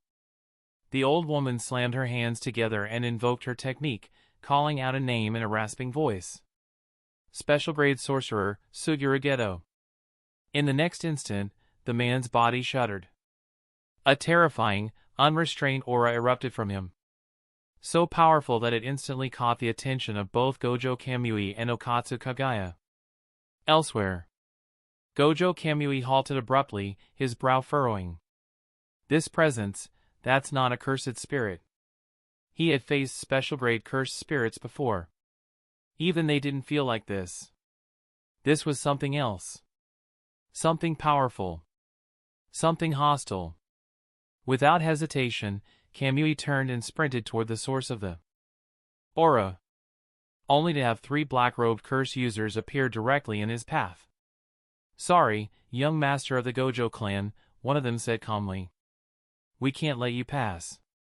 "You think you can stop me?" Kamui replied coldly. Cursed energy surged into his palm, condensing into a violently attractive mass before he hurled it forward. Cursed technique lapse, blue. Trees, grass, rocks, everything nearby was dragged screaming into the vortex and shredded into dust. He didn't yet know what was happening, but an aura like that meant disaster. And these enemies were proof enough. The 3 curse users scattered instantly, launching their counterattack. Clang! TCH. Looks like I'll have to end this fast. Kamui's eyes turned icy as he stared at the halted fist inches from his face. At the same time, Okatsu Kagaya found himself in a nearly identical situation, blocked by multiple curse users working together. "They're not trying to kill me," he realized grimly. "They're buying time." His grip tightened around his sword. Then their target must be Rhea. Damn it, we have to regroup, now. That terrifying aura earlier. He'd only ever felt something like it from special-grade sorcerers. Were there really special-grade curse users involved? Elsewhere in the mountains. Boom! Kaon obliterated the cursed spirit blocking her path with a single punch. But in the very next instant, more cursed spirits surged forward, swarming her. What the hell is wrong with this guy? She glared at the unfamiliar man ahead of her. That rough, burly brute from earlier? Why had he completely changed? A technique? "Grandson, how does it feel?" the old woman asked, her deeply wrinkled face splitting into a delighted smile. "It's incredible," the man, wearing Sugurageto's face, said blissfully. "So this is the power of a special-grade sorcerer. I want to have this forever." The strength was intoxicating. The only downside was the consumption, he couldn't maintain it for long. "This is bad. I can't stay trapped here." Kaon looked around at the sea of writhing cursed spirits, goosebumps rippling across her skin. "I have to break through, now." Her hands formed a seal, her eyes resolute. So this is how it's going to be. New! Cursed energy surged. A shadow spread beneath her feet, and with a sharp whoosh, a crimson bird the size of a human burst forth. Its talons seized Kaon's shoulders and lifted her into the air. She had planned to save her second technique for a true dead end. But she'd been forced to use it sooner than expected. A Zen'in clan inherited technique. The possessed man muttered. So this girl isn't simple either. He immediately summoned a flying cursed spirit and gave chase, the old woman riding along with him. At the same time, outside the barrier, the assistant supervisor stared at the instrument in his hands as warning lights went berserk. His face drained of color. "This is, damn it!" Without hesitation, he pulled out his phone and called for emergency backup. Something had gone terribly wrong. Chapter 170, The Principal's Old Friend. Rhea! High in the air, Zen'in Kaon shouted Rhea's name again and again, hoping, desperately, for even the faintest response. Instead, she was quickly surrounded by a swarm of flying cursed spirits. Individually, they were weak, but their sheer numbers made them dangerous. If she was delayed for too long, Rhea's situation would only grow more perilous. Whether as her friend, or as the bridge between humanity and extraterrestrial coexistence, Kaon could not allow Rhea to be harmed. Great Serpent! Forming seals midair, Kaon activated her technique. A massive white serpent erupted into existence, rearing up over 10 meters tall, and the moment it appeared, it lunged into the sky, tearing into the cursed spirits with savage force. The densely packed spirits were utterly helpless before it. Even Grade 1 cursed spirits couldn't withstand a single bite from its venomous fangs. This wasn't simply because the serpent itself was powerful. It was because after summoning it through the 10 Shadows technique, Kaon immediately activated Star Rage, layering imaginary mass onto the serpent's body. Star's Rage didn't only enhance her own physical power. It could also be applied to her summoned Shikigami. The fusion of two techniques caused an explosive increase in destructive power, at the cost of tremendous cursed energy and mental strain. With two Shikigami active at once and Star's Rage reinforced onto the serpent, Kaon's face had already gone pale. "I can't worry about the cost right now," she muttered, eyes sharp. "I have to find Rhea, now." She urged New forward, violet lightning cascading down as it blasted apart the cursed spirits blocking her path, carving out a narrow escape route through the sky. What an impressive little girl. Behind her, Suguragedo stood atop a flying cursed spirit, his expression calm, almost amused, like a man leisurely watching a cat chase a mouse. "Two bearers of both the Six Eyes and Limitless have appeared in the same era," he said softly. "And now the Zen'in clan has produced another 10 Shadows user, and a child, at that. The balance of the Jujutsu world is completely broken," the old woman beside him rasped. "This alien visitation won't end quietly. Once this is over, we'll withdraw from the Jujutsu world entirely," she continued. "Let the sorcerers and the aliens tear each other apart. I'd like to see whether Gojo Satoru can still hold everything together." Ever since Gojo Satoru's rise, curse users like them have lived like rats in the shadows, scraping by with petty dealings, terrified of being discovered. They've lived like that for years. Even the incident 18 years ago hadn't destroyed Jujutsu society, if anything, it had made it stronger. They thought this was how their lives would end. Then the aliens appeared. And suddenly, opportunity. "Grandma," the man asked casually, "do you think Gojo Satoru will send someone after us once this mission is discovered?" "Relax," she replied. "No special grade sorcerer will arrive within half an hour." "That's a shame," he chuckled. "I was hoping to use this man's power to test myself against Gojo." A grin curved across the face wearing Suguragedo's features. His gaze locked onto Zen'in Kaon ahead. Raising one hand, he tore open space itself. A crack opens in midair. From within, a colossal dragon-type cursed spirit thrust its head forward and charged. "Roar!" The sky trembled. The dragon-shaped cursed spirit moved with terrifying speed. In the blink of an eye, it caught up to New beneath Zen'in Kaon's feet. "Damn it!" Sensing an overwhelming presence closing in from behind, Kaon instinctively turned her head. Boom! Before she could even make out the cursed spirit's shape, a devastating impact slammed into her back. The sheer force sent her flying like a cannonball, smashing into the ground, plowing through several trees before finally skidding to a halt. She spat out a mouthful of blood, her face twisting in pain as her insides felt violently displaced. "Shit, am I really going to die here?" Struggling to her feet, Kaon stared at the countless cursed spirits converging on her from all sides. Her cursed energy reserves were nearly exhausted. Unbidden, her father's earlier warnings echoed in her mind. So this is the Jujutsu world. I knew sorcerers were dangerous, but I didn't expect a random curse user to push me this far.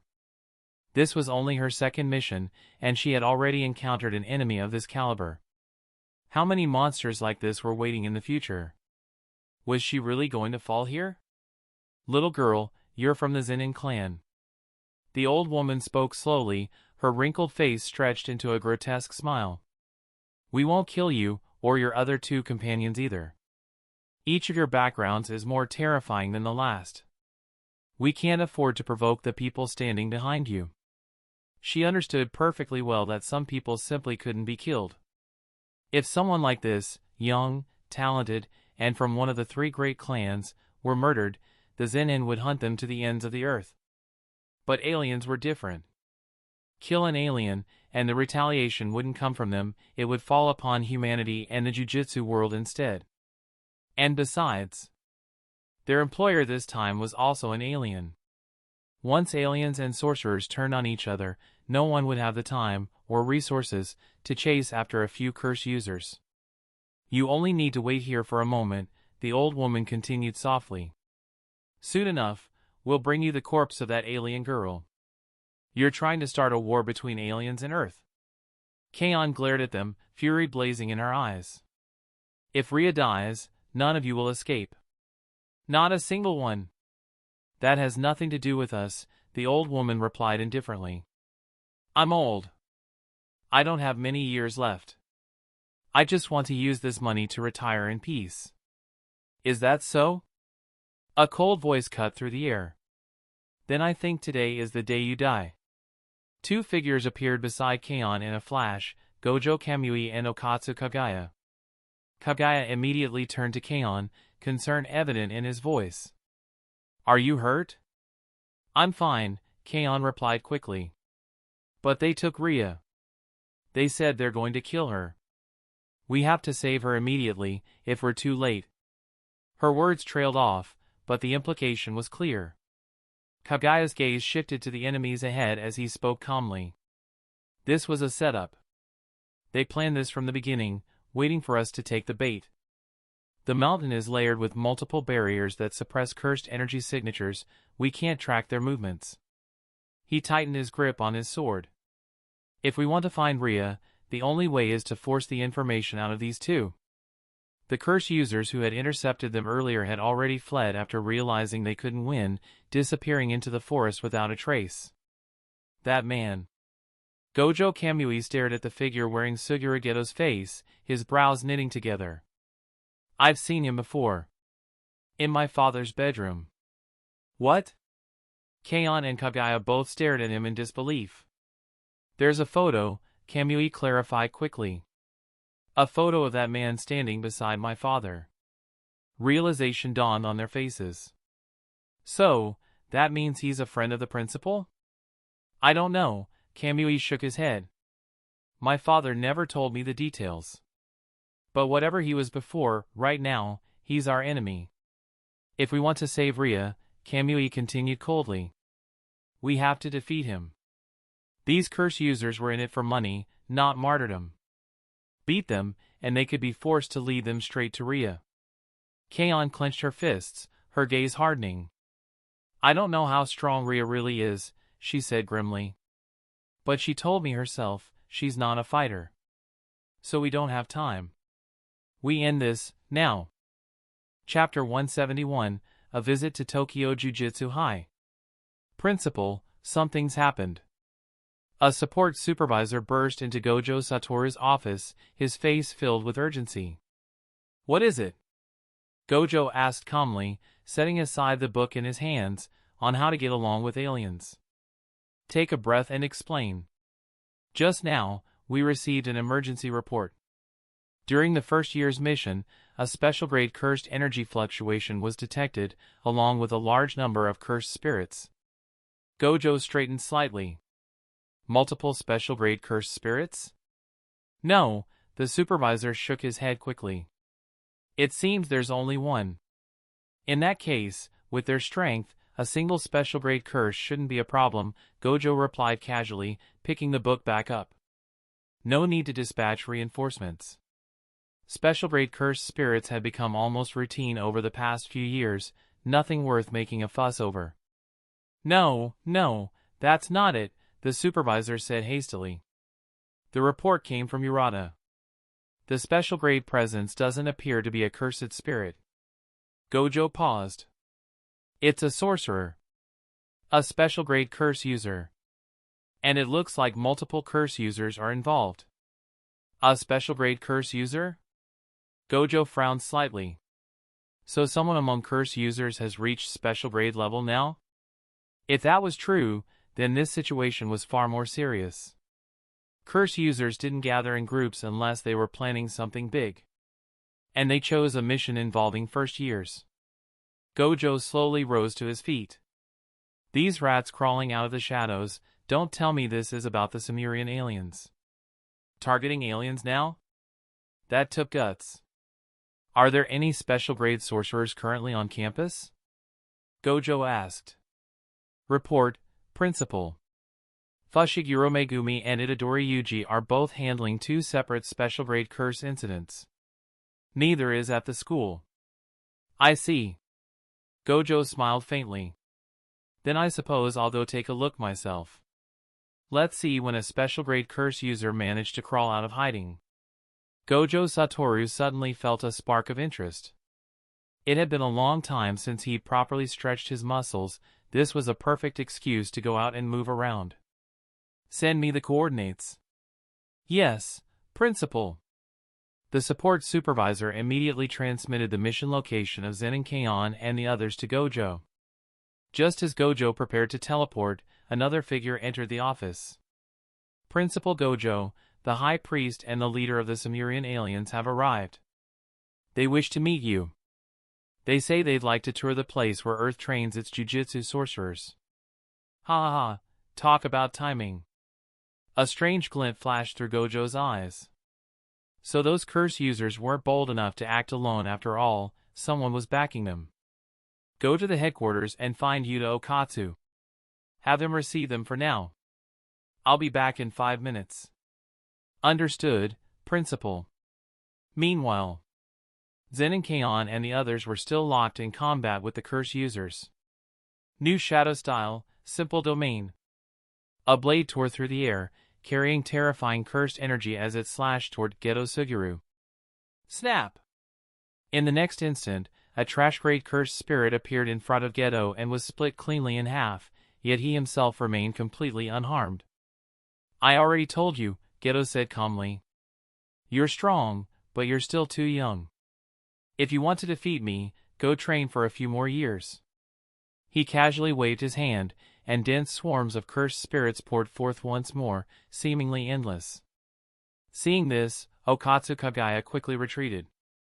Gojo Kamui stepped forward instead, a terrifying blue sphere of power shredding the approaching cursed spirits to pieces. He clenched his fist and charged straight at Geto, attempting close combat. Bang! Geto casually shifted his body, dodging the punch, then formed a knife hand and struck toward Kamui's neck. Only to be stopped by an invisible barrier. So this is the Limitless, he remarked. Impressive. Countless serpent-like cursed spirits surged forward, wrapping around Kamui's body and flinging him away. Boom! Boom! Boom!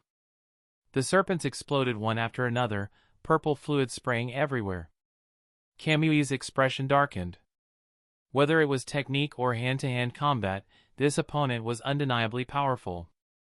If his judgment was correct, this man truly possessed special-grade sorcerer-level strength. What exactly was this person's relationship with his father? This is hopeless. Keion had recovered a fair amount of cursed energy. She summoned the black and white divine dogs and reinforced them with imaginary mass, yet all she could do was clear out lesser cursed spirits. She couldn't even touch the real enemy. How can he summon so many cursed spirits? This technique is just cheating. Keion was getting heated. Even when she pushed her technique to its limits, she could only summon 10 different allies, yet this guy seemed capable of summoning an infinite army. How were they supposed to win this? This is all you've got? Geto sneered. I haven't even used special-grade cursed spirits yet. You can't handle even this trash? He smiled mockingly.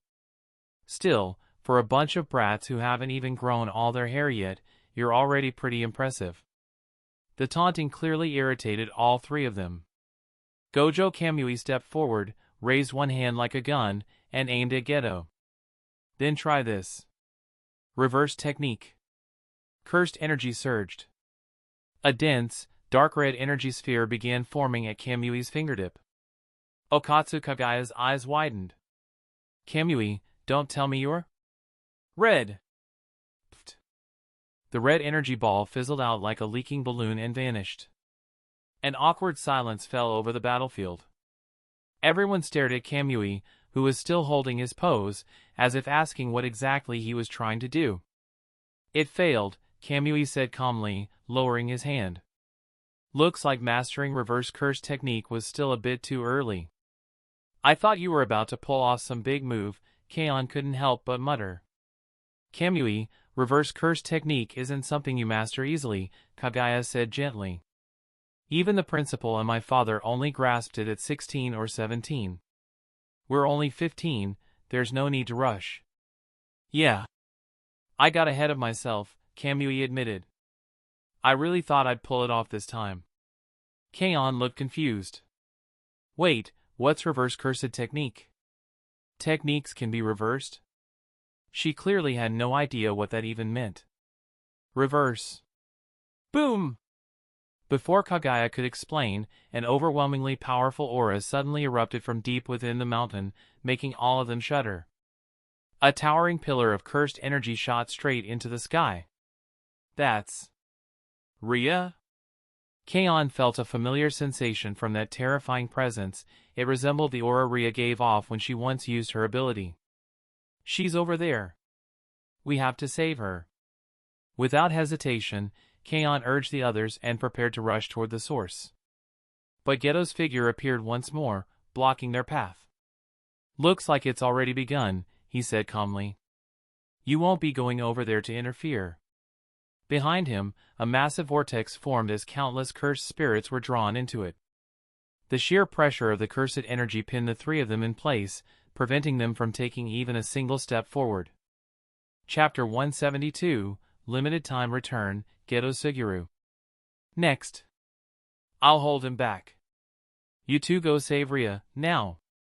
Okatsu Kagaya stepped forward, placing himself in front of the others as an overwhelming torrent of cursed energy erupted from his body. There was no time to hesitate. The enemy had already made their move against Rhea. If they were delayed here any longer, her chances of survival would drop to almost zero. Hold me back? With just you? Geto Suguru sneered, mockery written plainly across his face. Behind him, the vortex of cursed spirits grew even larger, forming a wall that felt utterly impossible to cross. You despicable bastard. Zen and Keion glared at him, fury blazing in her eyes. Thank you for the compliment, Geto replied casually. Now then, please enjoy the little gift I've prepared for you. He lifted his hand. In the next instant, countless pitch-black arms shot out of the vortex, reaching toward the three of them like a swarm of grasping shadows. Watch out! Gojo Kamui immediately pushed his limitless to maximum output, stepping in front of the others. Every single black arm was stopped cold, frozen exactly 1 meter away from his body. You two, go rescue Rhea, Kamui said calmly. Got it! Keion and Kagaya exchanged a glance. Given the situation, there was no other choice. Only Kamui could withstand this kind of pressure. Don't waste your effort, Geto continued to taunt them. The place where that alien girl is being held has even more enemies. If they work together, even I would find it troublesome in this state. He smiled faintly. You can't even defeat me, what makes you think you could save your little companion? For this mission, they had gathered nearly every powerful curse user still active. Even old monsters who had long since retired had been dragged back into the fray. Not to mention the insurance provided by their employer. For that alien girl, this was practically a death sentence. Boom! The moment Geto finished speaking, the entire mountain shook violently. In the distance, a massive sphere of purple energy surged forward like a bulldozer, slamming straight toward the sky-piercing pillar of cursed energy. The attack was so overwhelming that it locked the surrounding space itself, pinning Kaon and the others in place. They couldn't move. They could only watch as that terrifying mass of energy tore past them, racing toward its distant target. After the tremors subsided, a bottomless abyssal ravine had opened beside them. The entire mountain had been split cleanly in two. Beside Geto Suguru, the elderly woman appeared once more, her face twisted in terror, her composure completely shattered. "Grandson! We're leaving, now!" Before the last word even left her mouth, a figure descended from the sky and landed beside her. Tucked under his arm was a small, limp figure. "I just got here," the man said lightly. "And you're already thinking about running?" Gojo Satoru rested one hand on the old woman's shoulder, then looked toward Gojo Kamui and the others. "What are you standing around for?" he said casually. "Hurry up and take her, get her treated." "Dad?" Kamui froze in disbelief. "Rhea!" Zen and Kaon had already rushed forward, taking the unconscious Rhea from Gojo's grasp. "What happened to her?" "She's fine," Gojo replied. "She just passed out. No serious injuries. Take her back and have her checked." Then he waved a hand dismissively. "You three, scram. Go back already. I'll handle the rest." "Oh. Right." Kamui stared blankly at the mountain that had been cleaved apart, answering on instinct. Seeing him still dazed, Okatsu Kagaya quickly grabbed him and pulled him away. "Principal, we're heading back." Once the younger generation had left, Gojo finally turned his attention to Geto Suguru. "A seance technique, huh? Geto, you really are popular. Always popping back up when least expected, just to give him a scare." "Gojo Satoru," the old woman pleaded. "Please, spare us just this once." Snap. In the blink of an eye, Gojo was holding a severed head. He casually tossed it aside. The headless corpse collapsed a moment later, blood pouring freely from the neck. Gojo reached out again, placing his hand on Geto's shoulder. "My best friend. Why do people keep playing with you like this?" With the caster dead, the possessed body convulsed violently. Its heart spasmed, flesh twisting unnaturally.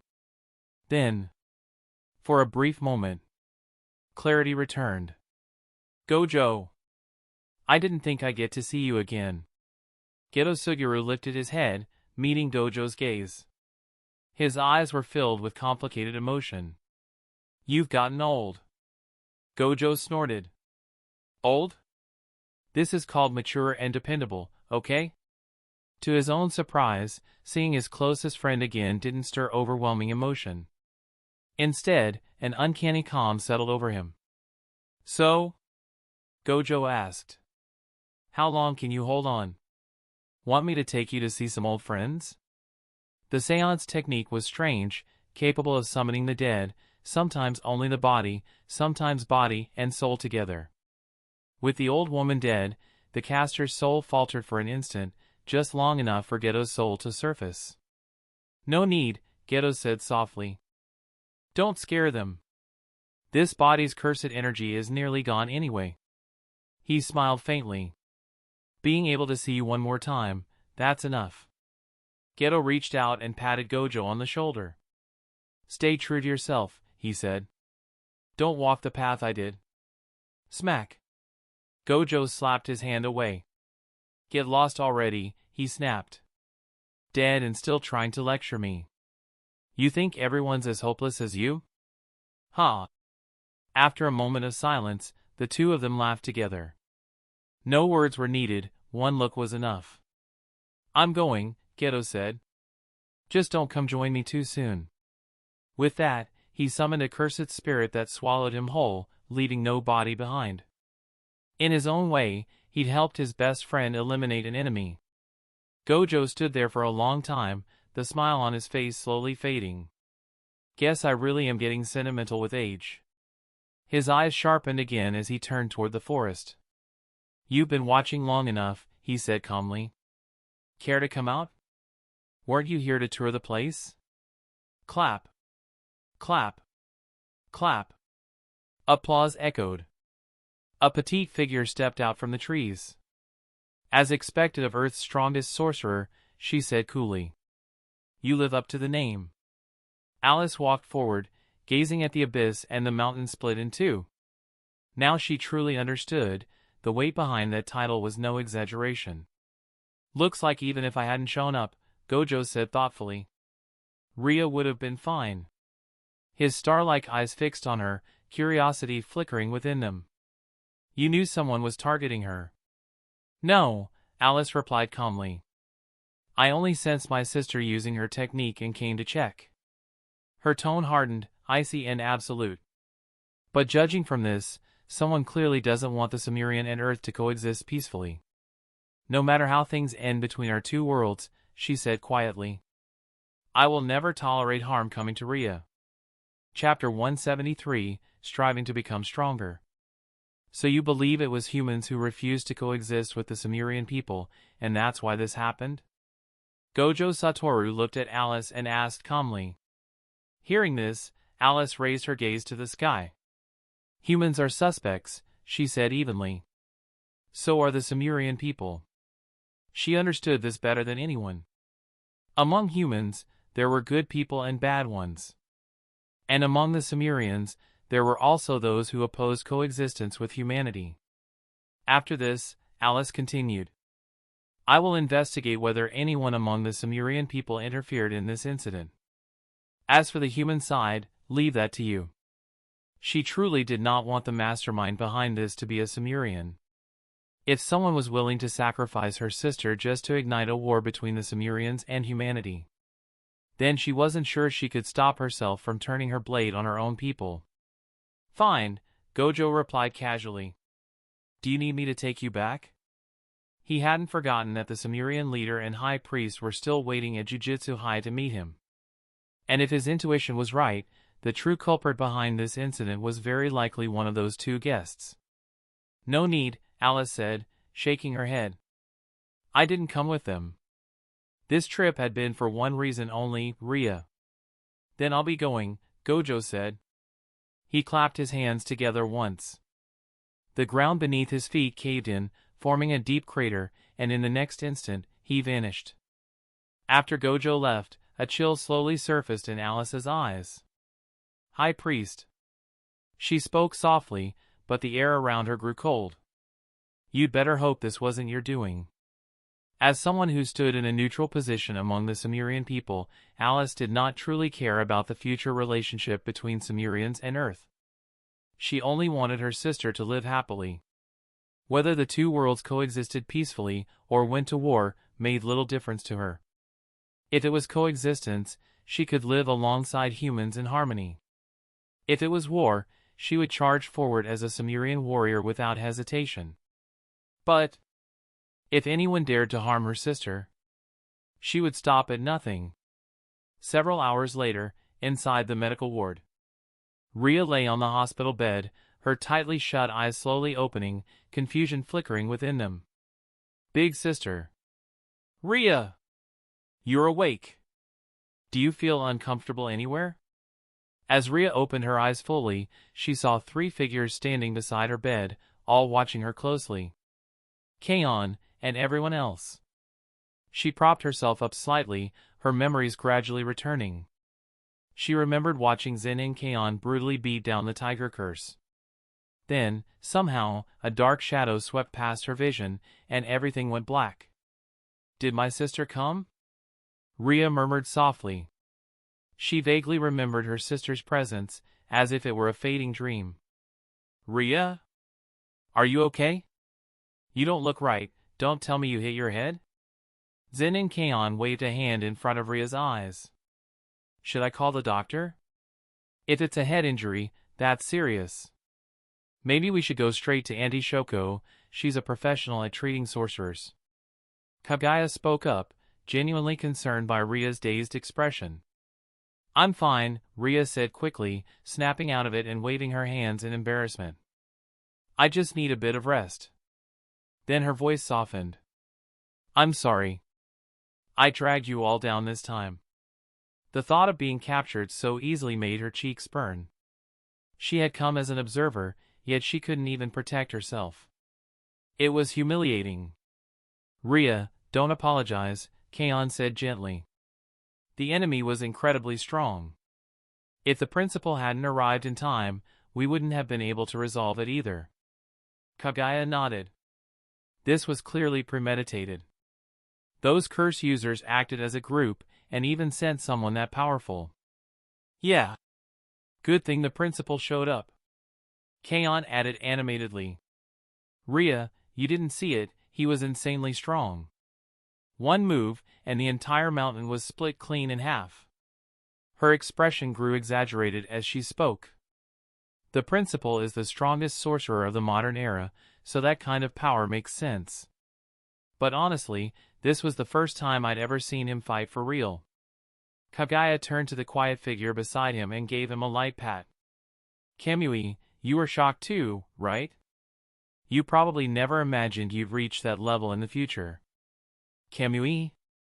Seeing that Gojo Kamui was still staring blankly into space, Kaguya called out again. Kamui finally snapped back to reality and turned his head. "Anything else? If not, I'm heading back." Watching his father casually display such overwhelming power had shaken him more than he expected. So this is what the strongest sorcerer of the modern era really looks like. He had always believed the gap between himself and his father wasn't that large. But today, after seeing that attack, he finally realized there was an unbridgeable chasm between them. It even felt like any special grade sorcerer could toy with him the same way that enemy had. For the first time, Kamui fully understood something he had long avoided. He had truly been living in his father's shadow. He needed time to calm down, to reflect, and then, to charge forward once more, toward the title of strongest. Without another word, Kamui turned and left. Watching his back, Kaguya's mouth twitched slightly. "What's wrong with him?" Kaon asked, confused. Kaguya waved a hand dismissively. "Don't worry about it. He was probably just hit hard by the principal's strength." "But why would that bother him?" Kaon frowned. "Doesn't he already know how strong his dad is?" After seeing the remnants of the Shinjuku battle from 18 years ago, she already had a rough idea of what special-grade sorcerers were capable of. So she accepted the principal's strength almost immediately. If you're the strongest, isn't that kind of power only natural? Besides, she was only 17. She wasn't worried at all. "Oh, by the way, Kaguya," Kaon suddenly asked, curiosity lighting her eyes. "Do you know how old the principal was when he became the strongest sorcerer of the modern era?" She wondered if she could keep pace with him at the same age. Kaguya thought for a moment. "If I remember correctly, around 17. "What?" Kaon froze. At her current age, he was already the strongest? She hadn't even reached special grade level yet. The gap was terrifying. Her cousin had once told her that her technique, Star Rage, had the potential to reach special grade. Back then, she'd felt pretty proud of herself. With Star Rage and the 10 Shadows technique, she thought she was undeniably talented. But now, reality had struck, hard and fast. Kaguya. Ria. Kaon clenched her fists, her gaze firm. "I've decided. From now on, I'm going to train seriously. And become a special grade sorcerer as soon as possible." After a brief pause, she added to herself. "Looks like I'll have to ask my bargain bin cousin for guidance on how to truly master the 10 Shadows technique." Chapter 174, The Exchange Event. That's true. After what happened, I've realized how lacking my strength still is as well. Kaguya spoke with a hint of reflection in his voice. Me too. Me too. I want to work hard together with you all. Ria, still lying on the hospital bed, quickly raised her hand. I want to get stronger too. I don't want to be just an observer anymore, I want to be your partner. She clenched her fists, her voice filled with resolve. As a teammate, I want to be able to help during missions next time. If they were going to carry out missions together, she didn't want to stand by and do nothing, unable to help, or worse, becoming a burden. That was never why she came here. She had made up her mind. If she truly wanted to become friends with humans, then from now on, she would treat herself as one of them, as a sorcerer of Earth. She wanted to truly integrate into this world. Are you sure about this, Ria? Kaon asked gently. You don't have to force yourself. Ria shook her head, her gaze firm. I've already decided. I'll talk to my sister properly about it. The three of them looked at one another, smiles slowly forming. In that case, let's work hard together. 3 days later. I already understand what happened during the last mission. It's not your fault. Inside the classroom, Yuji Itadori looked at the 4 first-year students. Don't dwell on that failure. What comes next is far more important. Something important? The group looked puzzled. Yuji didn't bother keeping them in suspense. After discussions between the higher-ups of the Jujutsu world and the Sumerian Star People, it's been decided that a friendly exchange event will be held in 1 month. You can think of it like the Kyoto Sister School Goodwill event. But this time, it's an exchange between the entire Jujutsu world and the Sumerian Star People. Hearing this, Kagaya and Gojo Kamui both looked surprised. So soon? We're already going to be interacting with more aliens? What exactly is this event? Kaon asked, confused. Is it some kind of banquet where everyone just gathers together? Ria, standing beside her, looked just as curious. It's called an exchange event, Kagaya explained. But it's really about comparing strength, things like team battles or one-on-one matches. Basically, friendly sparring. They had all seen similar events before, like the exchange between Tokyo Jujutsu High and Kyoto Jujutsu High. But this time, the stage was far larger. And the opponents were no longer human. Even though every exchange always ended up being fiercely fought, hardly what you'd call friendly. This exchange with the Sumerian Star People is a bit different from the usual inter-school exchange events. Yuji Itadori explained. Besides the younger generation, teachers like us may also participate. It'll roughly be divided into 2 divisions, a youth division and an adult division. The youth division will be team-based battles, the exact format will be announced later. As for the adult division, it's simpler, one-on-one matches to decide the winner. In the end, the total score from both divisions will determine which side wins. But regardless of the outcome, this exchange is meant to bring humans and the Sumerian Star People closer together, so don't feel pressured. Wait, did I hear that right? Kaon's eyes widened. Teacher Itadori, even you instructors will be participating?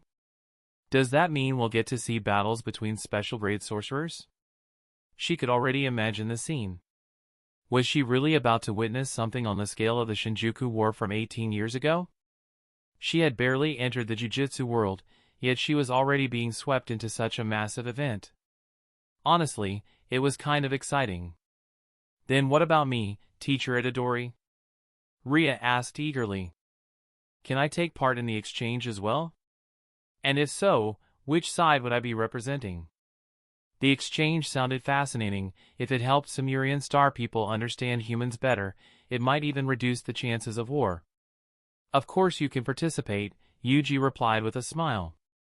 As for which side you represent, that's entirely up to you. After all, Ria was currently a first year at Tokyo Jujutsu High. There was nothing wrong with her competing as a sorcerer of Earth. I want to fight alongside the Earth sorcerers. After a brief pause, Ria made her decision. Are you sure about that? Kaon asked. Won't your people have objections? Ria waved her hand dismissively. I've said this before, I'm weak. Even if I went back to the Sumerian Star side, they probably wouldn't let me compete anyway. She understood her people well. When it came to competitions like this, they would aim for absolute victory. The Sumerian Star People were fiercely competitive by nature. With her current strength, there was no way she'd be chosen to represent their younger generation. But if I compete with you, won't I just hold you back? She really wanted to participate, but she was afraid her weakness might cause the Earth sorcerers to lose. Oh come on, Kaon said cheerfully, patting Ria on the shoulder. In a month, I'll definitely be way stronger than I am now. I'll protect you. She then turned to Kamui and Kagaya. You two don't have any objections, right? Kamui replied coolly. Perfect. Adds a bit more difficulty. Winning too easily would be boring. Kagaya laughed and waved his hand. No objections at all. All right then, Yuji said with a grin. Since it's settled, spend the next month getting stronger. I won't need to personally train you, right? As a special grade sorcerer, Yuji wasn't nearly as free as people imagined, though he did enjoy taking missions, since they allowed him to help more people. Don't worry, teacher Itadori, Kagaya replied with a smile. I'll just go home and train with my dad. After all, being the child of a special grade sorcerer had its perks. A little private coaching, and his strength would skyrocket. I'll go find my cousin, Kaon added. He'll definitely know how I should get stronger. She had already planned to seek his advice. What about you, Ria? Kaon asked. Want to come with me? We can get stronger together. Teaching one person or two, it made no difference. For a special grade sorcerer, even an alien sorcerer should be teachable, right? Ria shook her head gently. I'm going to find my sister. She knows how I should grow stronger. All right, Yuji concluded. Since you all have plans, I'll see you in a month. I'll send all the exchange-related updates to your phones. With that, he dismissed the group. Now, the Jujutsu world wasn't just dealing with cursed spirits anymore. They had to watch for curse users, stay alert for alien involvement, and maintain balance at all times.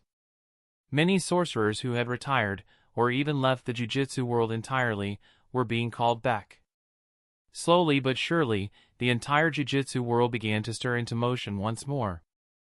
Chapter 175, Controlling Cursed Energy. The Fushiguro Residence. Fushiguro Megumi looked at his cousin standing before him, a thoughtful expression in his eyes. You're saying that besides Star Rage, you can also use the 10 Shadows technique? Yes, Zen'in Kaon nodded. Last time, my dad told me to keep a low profile, so I didn't tell anyone. But now I feel like my strength is still lacking. I want to become stronger. That's why I came to you, cousin. I want you to teach me how to properly combine the 10 Shadows technique with Star Rage so I can unleash greater power. Her expression was completely serious. Megumi's face darkened slightly. He couldn't help but feel conflicted.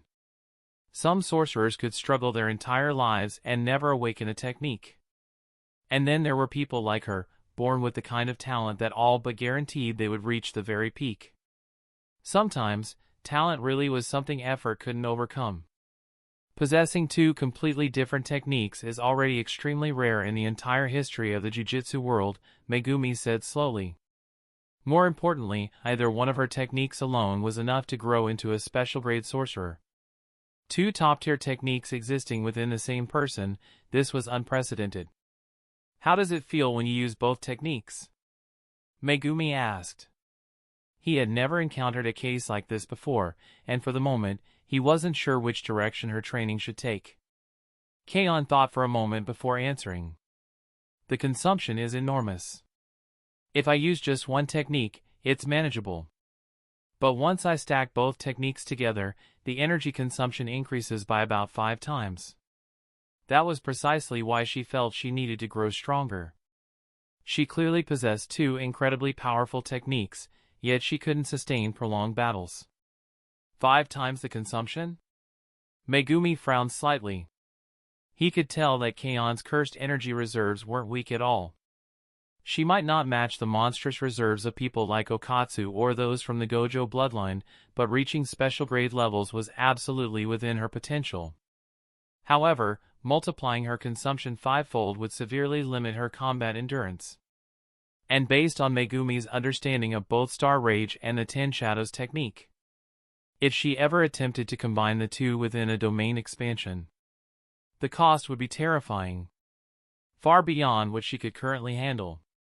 However, Correspondingly, the power far exceeded that of the 10 Shadows technique on its own. "Try attacking me using both techniques," Fushiguro Megumi said as he stepped back, creating distance. Rather than relying on verbal explanations, it would be better to experience it firsthand and see just how outrageous the energy consumption truly was. "All right." Kaon formed hand seals, her fingers mimicking the shape of an animal. "Piercing ox."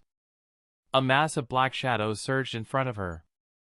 A jet-black ox, taller than a human, burst out of the shadows with a thunderous roar and charged straight toward Megumi. At the same time, Kaon shifted her hand seals, switching techniques. She activated Star Rage, layering illusory mass directly onto the ox. Seeing this, Megumi also invoked his technique. A black piercing ox emerged from the shadows before him, larger by an entire size compared to Kaon's, and charged forward as well. The two oxen collided head-on. The instant their horns clashed, energy erupted violently. Crack! To Megumi's shock, Kaon's smaller ox shattered the horn of his piercing ox, forcing it back several steps under the overwhelming impact. However, the effect only lasted a brief moment. Kaon's breathing faltered, and she lost control. Her summoned ox dissolved back into shadow and vanished. Megumi immediately waved his hand, dismissing his own technique as well. A trace of disbelief lingered on his face. He hadn't expected the 10 Shadows technique, when stacked with Star Rage, to become this terrifyingly powerful. Against the same Shikigami, he had actually been pushed back. Originally, Star Rage could only be applied to the user's body and their bound personal Shikigami. But Kaon, due to possessing the 10 Shadows technique, didn't have a Shikigami intrinsically tied to Star Rage. Instead, she had the 10 Shadows summoned Shikigami. Because she personally summoned them, the technique likely recognized those Shikigami as extensions of her own body. That was probably why Star Rage could be layered onto them. These two techniques, when used together. Even now, Megumi found it hard to believe. They were a perfect match. He couldn't help recalling the Shinjuku battle years ago, how his aunt's self-destructing Shikigami attack, though it failed to kill Sukuna, was still devastating beyond reason. Looking at Kaon, Megumi was momentarily at a loss for words. If she could truly stack both techniques, then in a life-or-death situation, she could essentially throw Shikigami like miniature black holes. After all, while the 10 Shadows technique was limited to 10 types of Shikigami, it didn't mean the number of summons was capped at 10.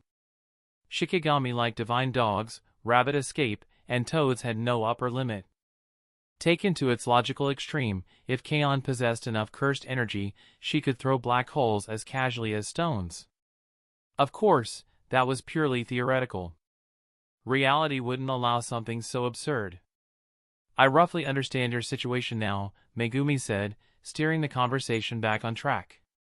"Your next training focus should be cursed energy control." He had already pinpointed Kaon's main weakness. The amount of illusory mass she layered onto her Shikigami was directly tied to her cursed energy output. The more energy she poured in, the heavier the mass became. In theory, pushing this to its limit would result in an attack similar to a black hole. But the problem was obvious. Stacking two techniques caused an absurd level of energy drain. Cursed energy control? Kaon looked puzzled. Wasn't cursed energy just something you poured out as hard as possible during a fight? Seeing her confusion, Megumi immediately understood. Her parents had clearly never taught her proper cursed energy control. For her to reach this level on her own, she must have figured most of it out by herself. Learning to control cursed energy reduces consumption significantly, Megumi explained. When you used your technique earlier, a large amount of cursed energy overflowed. That excess energy didn't contribute to the attack at all, it was completely wasted. As he spoke, he called toward the house. "Jiro, bring the cursed corpse I gave you earlier." "Coming!" Fushiguro Jiro, who had been peeking from the doorway the entire time, dashed inside and returned with a small cursed corpse doll. Megumi took it from him and handed it to Kaon. "This is specifically designed to train cursed energy control. Try channeling cursed energy into it." Kaon looked down at the strange doll, its appearance awkward, its hands fitted with tiny boxing gloves. She poured cursed energy into it. Nothing happened. It doesn't seem to be doing anything. Bang!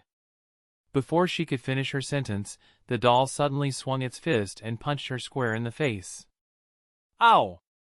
What the hell, this thing punches people? Kaon yelped in pain and instinctively hurled the doll away, clutching her cheek. Megumi picked it up calmly and injected cursed energy into it himself.